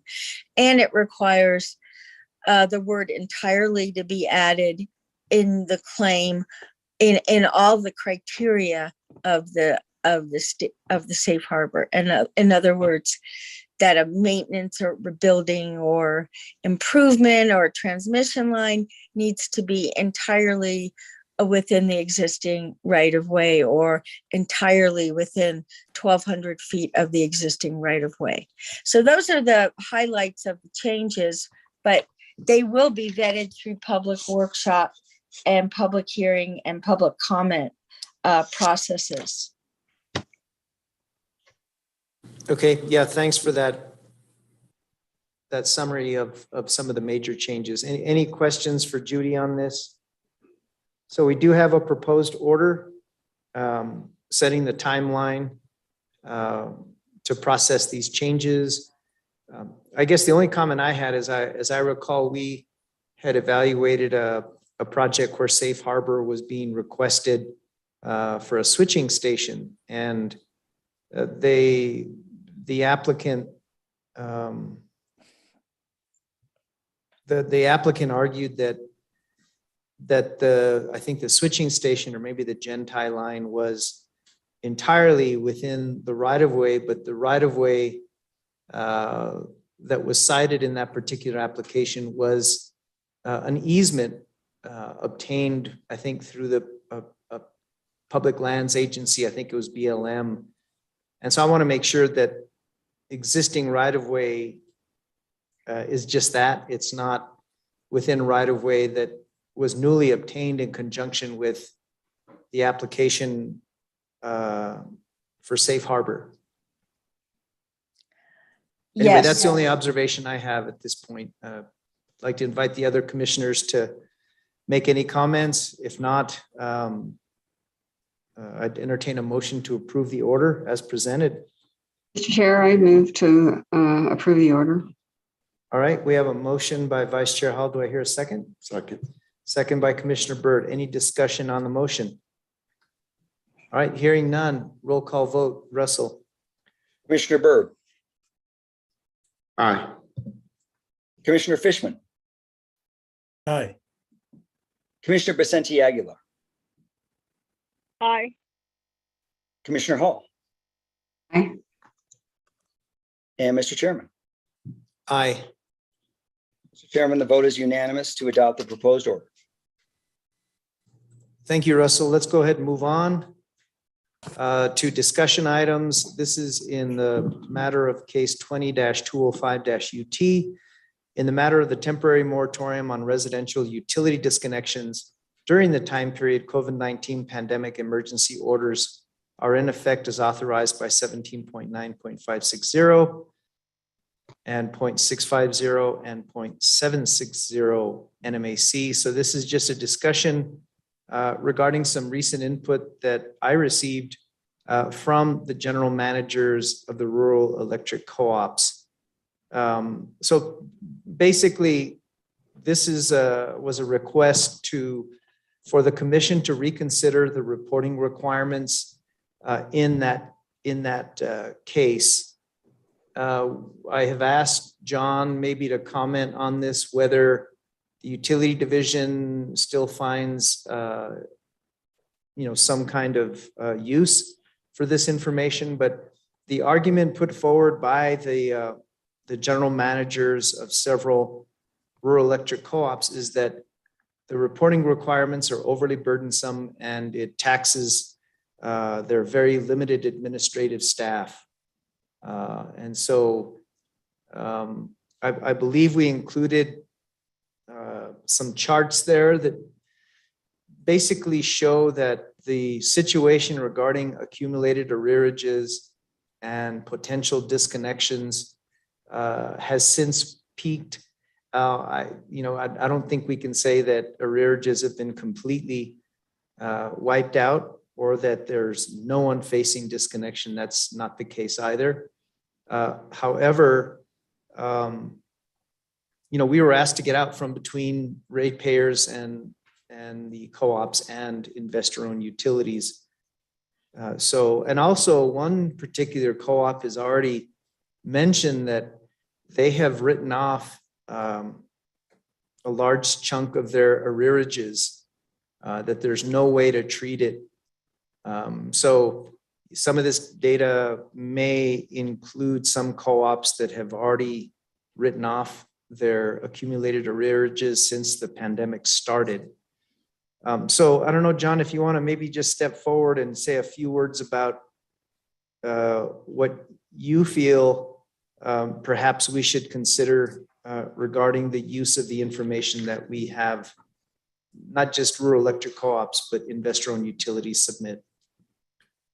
Yes, Mr. Chair and Commissioners, I discussed this with at a utility division meeting yesterday, and we have made some sporadic use of the data here and there, but it's been rather limited, and when we think we would need similar data or analogous data would likely be in the context of a rate case or an inquiry, or where we think we could obtain it through the discovery process. So at this point, our view is that given that this applies to a range of utilities from large IOUs to small water companies, we do not see a compelling need to continue this ongoing requirement to file on a periodic basis. So that's our view at this time, Mr. Chair. Okay, thank you for that, John. We can discuss this in great detail, or we can agree to move forward with considering a future amendment to that order in case 20-205-UT, consistent with the desire on the part of at least rural electric co-ops to remove the reporting requirements. And perhaps we can do what we did regarding call notes, and that is please retain them, but do not submit them. So is there any objection to entertaining an appropriate amendment to this order in a subsequent meeting, maybe next week? Any objections to that? Mr. Chair? Yes, Commissioner Fishman. I'm thinking a little bit more along the middle ground. Again, this doesn't take a lot of discussion, but once every 6 months or once every year. Because I think it, particularly for the IOUs, maybe not as much for the co-ops, it'd be nice to just kind of have something that's in front of us that is kind of a performance indicator. And, we got John working, I've got John working on a, kind of summary of operations project for each of the major utilities. And that might be a measure that would be operative for that one purpose. So it wouldn't be complete elimination, but it would be, certainly we don't need any kind of monthly reporting anymore. And it might just be an annual thing for John to put together his annual operation summary of the major utilities. Okay, thank you for that. So Commissioner Fishman's suggesting maybe a reduced frequency of reporting. I think that's a good middle ground. Anyone else?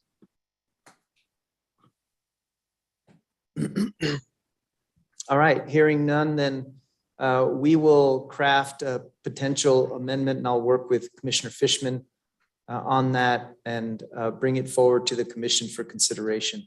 Yeah, Mr. Chair? Yes, Commissioner Fishman. And I would include John Olmsted in that discussion, okay, since he's working that project. All right. Sounds good. Any other comments or observations before we move to the next agenda item? Okay, hearing none, let's move on to item 9, discussion regarding energy survey. We had a very long discussion about this already. However, I believe the issue at hand is a clarifying communication that that Commissioner Byrd can send that's acceptable to the commission. I don't know if we can force him to, send specific communications from his campaign regarding this survey, but I think we all agreed that inferring or implying that the PRC had anything to do with this energy survey, I think is paramount to a subsequent communication to all the recipients of the survey.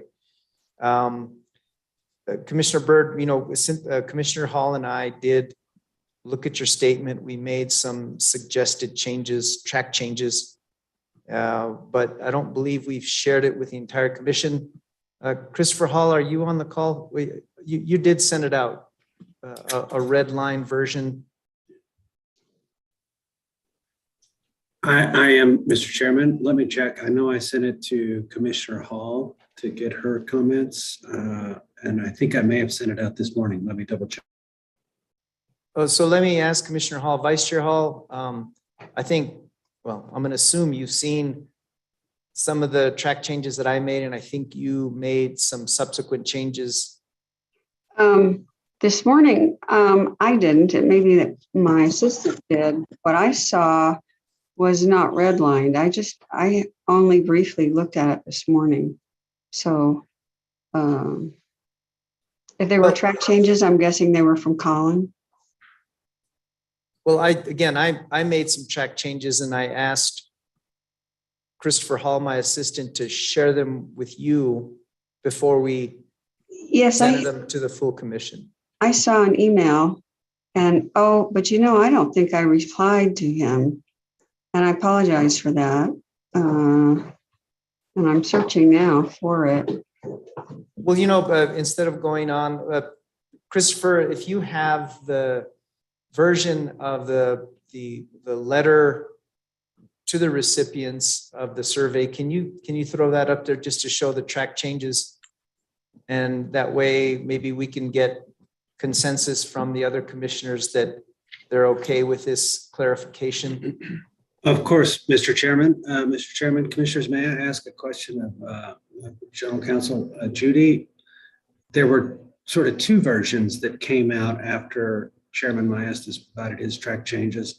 One Hans and one after Judy. Judy, is that version that you sent, is that the final version that incorporates yours and Hans's and Chairman Maestas's changes? Yes. Okay, That's I will correct. pull. And Hans changed some language, and I moved up. I didn't change any language. I just moved the placement of a sentence to be further up. So yes, it includes both my move and Hans's change. Okay, can we display that? Can we? And obviously, just procedurally, this is under discussion only. And so I guess when we make these recommendations on this statement from Commissioner Byrd's campaign, it'll be kind of an honor system, I suppose, if you just agree to, to those changes. So who can, Hans, can you either display the most recent version? I can, Mr. Chairman, if okay, go ahead, Christopher. If Isaac will enable me to do so really quickly. And Christopher, just go ahead and summarize the changes, if you don't mind. Not at all. Isaac, have you been able to allow me to do that yet? Yes, you should be able to share your screen. Thank you.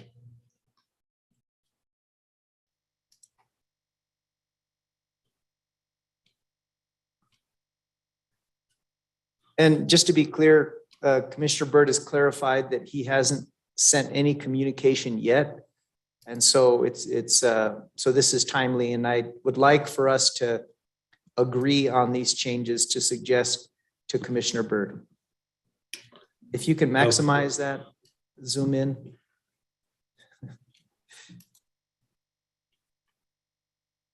Does that work for everyone? Yes. Mr. Chairman? All right, Chairman, Mr. Chairman, Commissioners, the changes largely address some statements made by the original version of this that suggested that this survey was originally contemplated, and that that sort of seemed to imply that it was that the commission considered sending it out or wanted to. So there was some changing to the verbiage here, and I mean, most of the changes are, I think, you know, it almost is more, let's cut out some stuff and be more brief and to the point, would be sort of my characterization of general counsel's changes. And with that, I'll just scroll through as directed and stand for questions.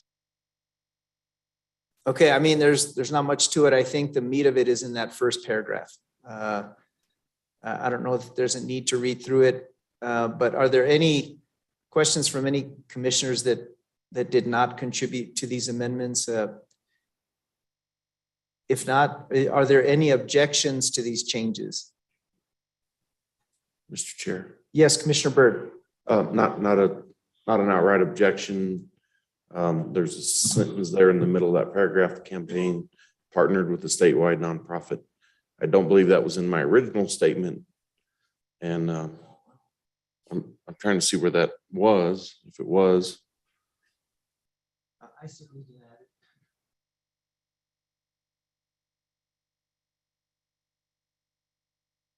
add it. I don't think it was, and I don't think that's accurately represents the facts. So I'll get with my staff. I'm reading what I had submitted, and I don't see that language in there. So I don't know where that came from, but what I will do is run this by them. I will resend it to you or to Ms. Amir. I'll make sure it's accurate. I don't have a problem with it being at the front. I'm okay. But that statement may not be in there because it's not accurate. That's my only, just letting you guys know.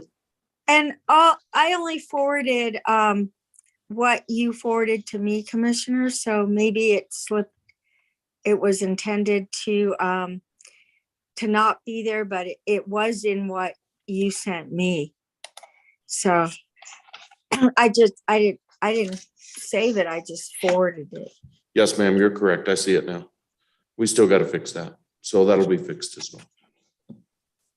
Okay, so basically what this revised statement does is it explicitly clarifies that the Public Regulation Commission was not affiliated at all with any aspect of the survey. And I think we want to be sure that this is sent to each and every recipient that received the survey. And timeliness is important. It's been, how long has it been? 2 weeks? So how soon do you think you can send this out, Commissioner Byrd? As soon as we get approval that the language is good, it's a click of the button, right? Okay. Email. And then we're going to send it to the Santa Fe, New Mexican and the Journal because they ran stories on it. So we'll send a press release to them as well. Okay. All right. Is that satisfactory to the commissioners? Mr. Chair, I have a question. Yes, Vice Chair Hall. Sure. I see there's a bracketed part here. Maybe it's already been discussed, but I was searching for this. I couldn't find it, but this part, Commissioner Byrd feels this statement may be inaccurate, perhaps other verbiage here. Did we just do that? Did we correct that? Yes, yes. Okay. It's just to clarify the previous statement that was struck there. Right. Oh, I see. Yes. Just refers to that preceding sentence. Yeah. Right. Okay. And I do remember that language, and that was something I thought was it was misleading still. So I'm glad that's addressed. Otherwise, I mean, the rest of the language is okay with me.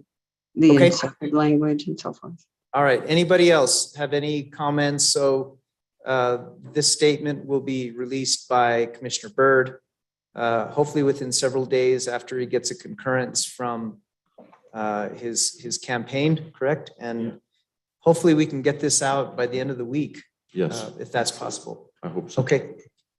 All right. Anything else? Can we move on to the next agenda item? Yep. All right. Thank you all. Thanks, guys. All right, communications with general counsel. Oops, did I? I think you did skip, Mr. Chairman, you skipped Chief of Staff. We can go ahead if you want us to, though. No, that's okay. Let's go to the chief of staff. There it is. He was only sitting here in front of us, so it was easy to miss it. All right, we have the right camera on. Welcome, Wayne. Thank you, Mr. Please go Chairman. ahead. Good afternoon, Mr. Chairman. Good afternoon, commissioners. Nice to see you today. This is probably going to become a fairly regular part of my communications to you going forward, because I know this is a topic of great interest to the commission, and that is the Attorney General's task force. I always get the name of it wrong. It's lengthier than what I usually say, so I won't even, I think we all know what we're talking about or what I'm talking about. The task force has had its second meeting since we last reported to the commission on the activities of that task force. John attended the second meeting, and Mr. Chairman, we'd like to update the commission on that task force's efforts. All right, please go ahead, John. Thank you, Wayne and Mr. Chair and commissioners. I did attend the meeting on Monday, and it was a 1-hour meeting about focusing on the health effects of extreme heat and loss of electricity.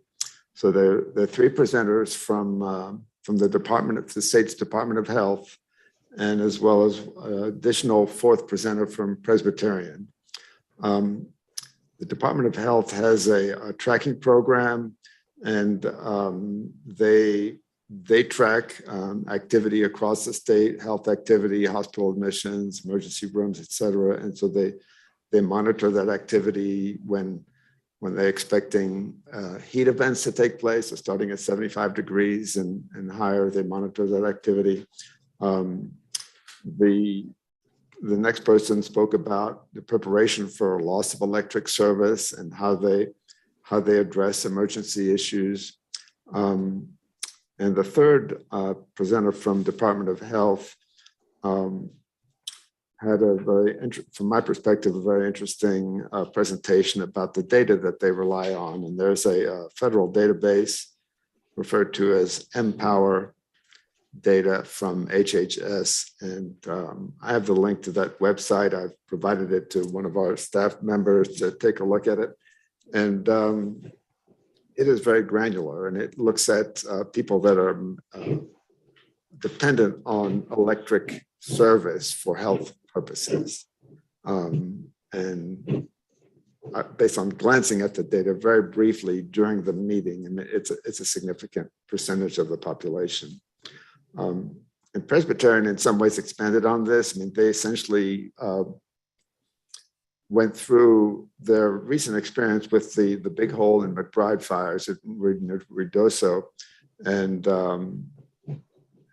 how those events unfolded and how they dealt with that. And they had a very compelling presentation about how medical care has evolved over the years. And they refer to what they're referring to, the syndrome they're referring to is the hospital at home process, where the equipment now can be dispatched or can be distributed to the patient, the needy patient at home.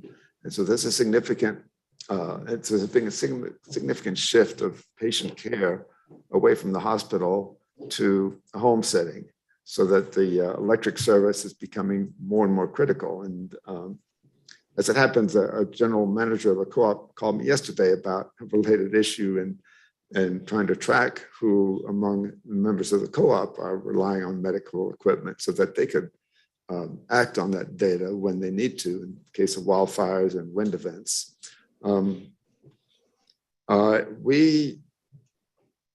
There's a 3rd meeting planned for a 3rd and final meeting planned for the task force.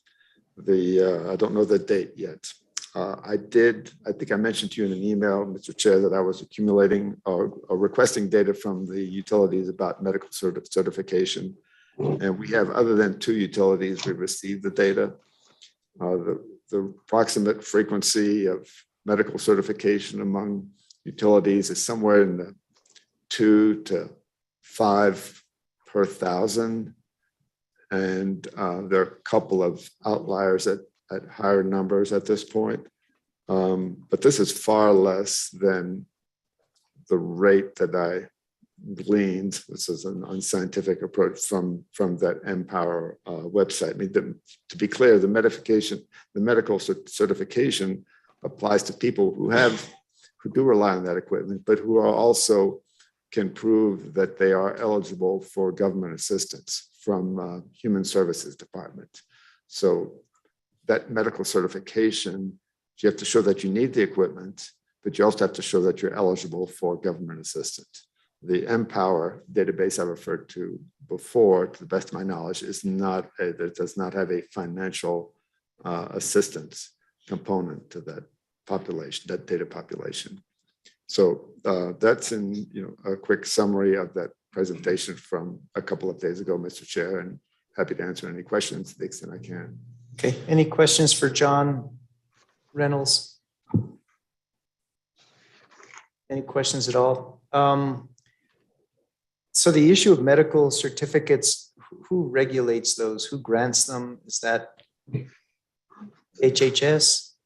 The medical certification is a form in commission rules. So this is a commission rule that provides for that certification where customers, utility customers fill out the forms that include medical provider, healthcare provider information and signatures, paired with another form that certifies that individual, that account holder, is eligible for government assistance. So those two together, paired together, equal a medical certification such that per commission rules, this commission's rules, the utility is unable to disconnect that customer.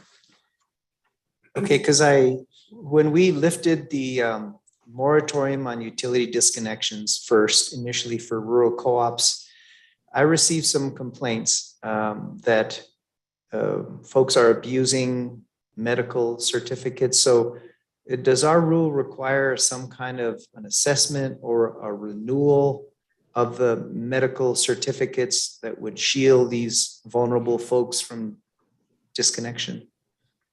Yes, Mr. Chair and Commissioners, the medical portion of the certification requires that it be renewed annually, including the information certification and information from the healthcare provider, and the paired financial certification for eligibility for government assistance.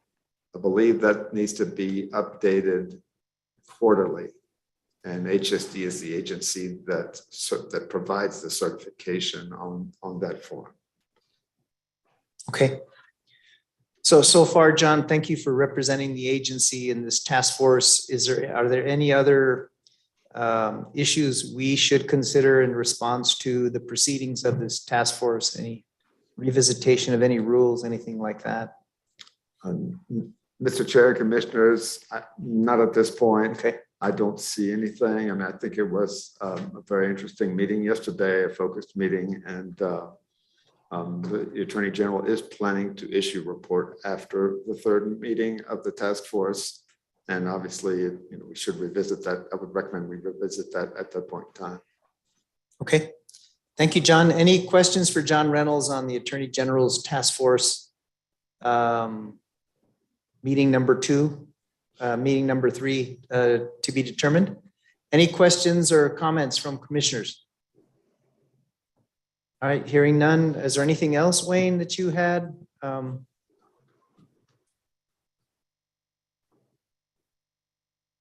Mr. Chairman, one item for me, and then I understand that Mamadou has been able to join us. So if I'd like to give him a minute to say a few words, so we could do that, or we could also do that next week, whichever you prefer. But for me, Mr. Chairman, it's hard to believe, but we are in the process of closing out FY22 and beginning FY23.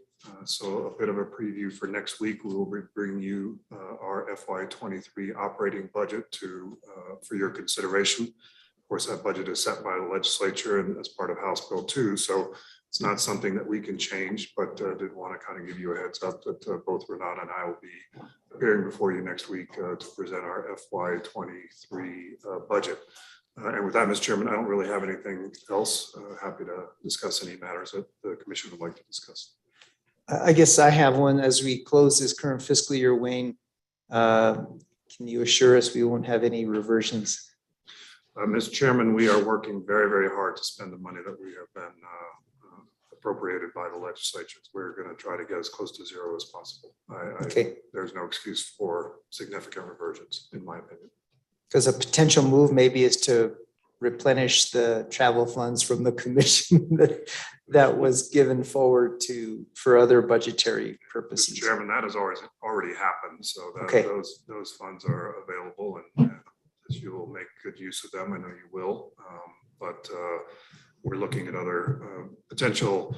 IT is one of the areas, Mr. Chairman, where at the end of the fiscal year, it's a good way to spend any resources that are available. So that's one area that we're looking at.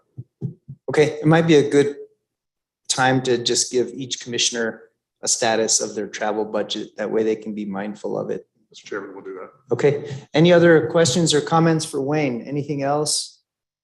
Anybody out there? Commissioner Vicente Aguilar, any questions for Wayne? Not at this time. Thank you. All right, thank you. All right, hearing none. Thank you, Wayne. All right, next is communications with General Counsel. Russell, is that you? You going to comment on behalf of all of OGC or? Well, Mr. Chairman, I'm actually going to turn this over to Judy to ask a question of the commission. And then otherwise I don't have any communications and we can stand for questions from the commission. But I'm going to turn it over to Judy for her question. Yes, Commissioner Maestas and members of the commission, last meeting I asked regarding the transportation revocation hearing where we noticed the hearing 30 days prior to the hearing of potential revocation of motor carriers who lack proper documentation of financial responsibility. I sent an email yesterday suggesting May 25th as the date, and I didn't hear from anyone saying no, so I'm just letting you know that will be the date. Okay. Anything else, Judy, on behalf of OGC? Mr. Chair. Vice Chair Hall. Okay, following that meeting last week about dates, I got my calendar updated and I will be not available that day or that week. Actually, I'm going to a electricity pricing seminar that will last all week and give me my credits I need for the year. So I'm not going to be available on that date, but it can proceed without me. So I just wanted to mention that. Okay, thank you, Vice Chair Hall. Yeah. Any other comments or questions for Office of General Counsel? All right, thank you, Judy. Thank you, Russell. Communications with commissioners. Any commissioners? Mr. Chair. Vice Chair Hall. Well, I just wanted to report, I guess, to the commission. Last week, I attended the current issues NARIC endorsed conference that was put on in Santa Fe, and it was actually pretty good. It was quite good compared to others. I was sorry I didn't see more of my colleagues there because I thought the panels had improved in quality, and it was a good conference. And during the following the commissioner's grill, actually, I had the opportunity to talk to Steve Mitnick, who's the editor of the Public Utilities Fortnightly magazine. Maybe some of you have seen, and actually the grill was very good too. In any case, I had a good conversation with Mr. Mitnick, who indicated an interest in wanting to come out to New Mexico sometime this year during the summer, he thought, to do a story on our commission.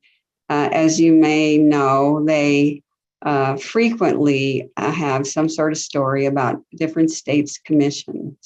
And as long as I've been a commissioner, I've never seen them do a story on us. And I think that was a thought. It must have been a thought in his mind when I was chatting with him, because he offered to do that. So my understanding is he'll plan a date and come out here and want to interview commissioners and maybe some staff and do an article just about what we're doing. And I did say to him, I thought that we were very busy this year and we were doing a number of things that would probably be of interest to other commissions. So I think we can expect some attention there. And if you haven't read any of those articles, they're interesting because you do get to learn what other commissions are doing, and they're certainly very respectful in every way. So I think it would be good for our state's reputation to have that happen. So I just wanted to mention that happened. And then Monday and Tuesday of this week, I also attended a conference in Seattle about grid modernization and sat on a panel having to do with distribution grid planning. So that was very interesting as well and very educational. And I think it'll help me anyhow in contributing to that grid modernization rulemaking. So just thought I'd make a little report there. Thanks, Vice Chair Hall. Any questions for Vice Chair Hall on the conference here in Santa Fe? One thing I will say is I did attend the Sunday evening session with the Issues Council, and I did suggest 2 issues to be considered. One was mitigating the impact of the closure of fossil fuel-based power plants, coal plants. And I mentioned that because the chair of the Arizona Corporation Commission was also in attendance on Sunday night, and they've asked us to partner in their discussion over, how best to determine the mitigation, the economic impact mitigation from the closure of these plants. The other issue that I suggested was carbon capture. Carbon capture is very limited in terms of its operation here domestically, but there's a lot of discussion over potential retrofit of San Juan Generating Station, carbon capture. And so those are the 2 issues I had suggested. There was another gentleman who initially brought up the need to further discuss and delve into carbon capture, and I just basically reinforced his suggestion of that as a future topic in the Issues Conference. Mm-hmm. Thank you. And I apologize. Someone did tell me they saw you in that meeting, and I'm glad you were there. I guess I missed the email on that one. I could have been there, but I didn't know that it was going on. It's pretty bad. But anyhow, I'm glad you were there. And I think your suggestions are good. So thanks for being there. Thank you, Vice Chair Hall. Any other commissioners have any matters to present? Okay, I do want to mention that I am going to be participating in next Wednesday's meeting in the Farmington area. We are going to be, I guess it's you too, Commissioner Byrd, right? Are you going to be attending? Okay, he's not sure. Well, I'll be at the Bond Wilson Technical Center's banquet hall. By design, it's within the Central Consolidated School District. And the location, the address of the Bond Wilson Technical Center is 40 Road 6580 in Kirtland, New Mexico. And hopefully, if the logistics work themselves out, we'll entertain public comment, not just via Zoom, but in person at the Bond Wilson Technical Center. Also, Public Service Company of New Mexico has graciously offered tours of the Four Corners Power Plant, which should take place tentatively on April 26th, and then a tour of the San Juan Generating Station immediately after the weekly meeting on April 27th. Did I miss anything, Christopher Hall? I didn't mean to put you on the spot. Christopher is helping with the logistics. Mr. Chair, not that I could tell. Thank you. All right, thank you. The last thing I wanted to mention is Santa Fe is hosting an energy summit tomorrow. It's under the auspices of the U.S. Hispanic Chamber of Commerce. And I thought to myself, wow, why weren't we invited? Well, the two primary co-sponsors are PNM and Avangrid, so maybe that could explain. I'm just kidding, Mark. I didn't mean to put you on the spot. But I do plan to attend. Okay, I'm going to crash it tomorrow morning, but I'm not going to make a scene or anything, Mark. I'm just going to go and listen to some of the presentations. So I'm not going to invite my colleagues to join this rebellion. It's not a rebellion. But no, I think there's some really good speakers. I think the CEO from PNM is going to speak, and I think it could be, very enlightening to hear another national perspective on energy, domestic trends in energy, and so I do plan to attend. All right. I have a question. Vice Chair Hall. Does that go all day? I don't have the agenda in front of me. I believe it does. Does it, Mark? Is it an all day tomorrow? Yeah, I'm not sure, Vice Chair Hall, but I can get you some information on that. Okay, I have conflicts in the morning, but I'd be interested to sit in if that's possible, but I don't know. If it was by invitation only or something, then I'm not sure about crashing it, but I guess if you do, I could. But I wouldn't be able to go until the afternoon. Office of General Counsel, do you guys have any heartburn over that? Mr. Chairman? Oh, wait, there's three. No, never mind. Crashing a party, that's fine with me if you crash a party.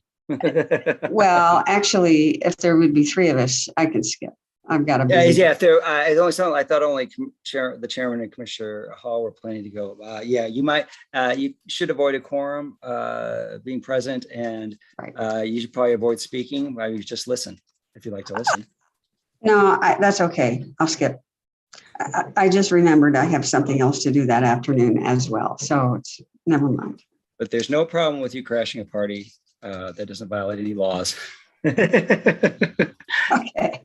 All right, Russell, thank you. Thank you, Vice Chair Hall. One more last announcement. I shared the letter from the Biden administration to all the governors regarding cybersecurity. We've heard, I think, presentations from all IOUs in terms of their cybersecurity plans and programs and measures taken to avoid cyber attack. But we are gonna, we tentatively plan to meet with Department of Homeland Security and Emergency Management at the state level to further discuss what the governor's plan is for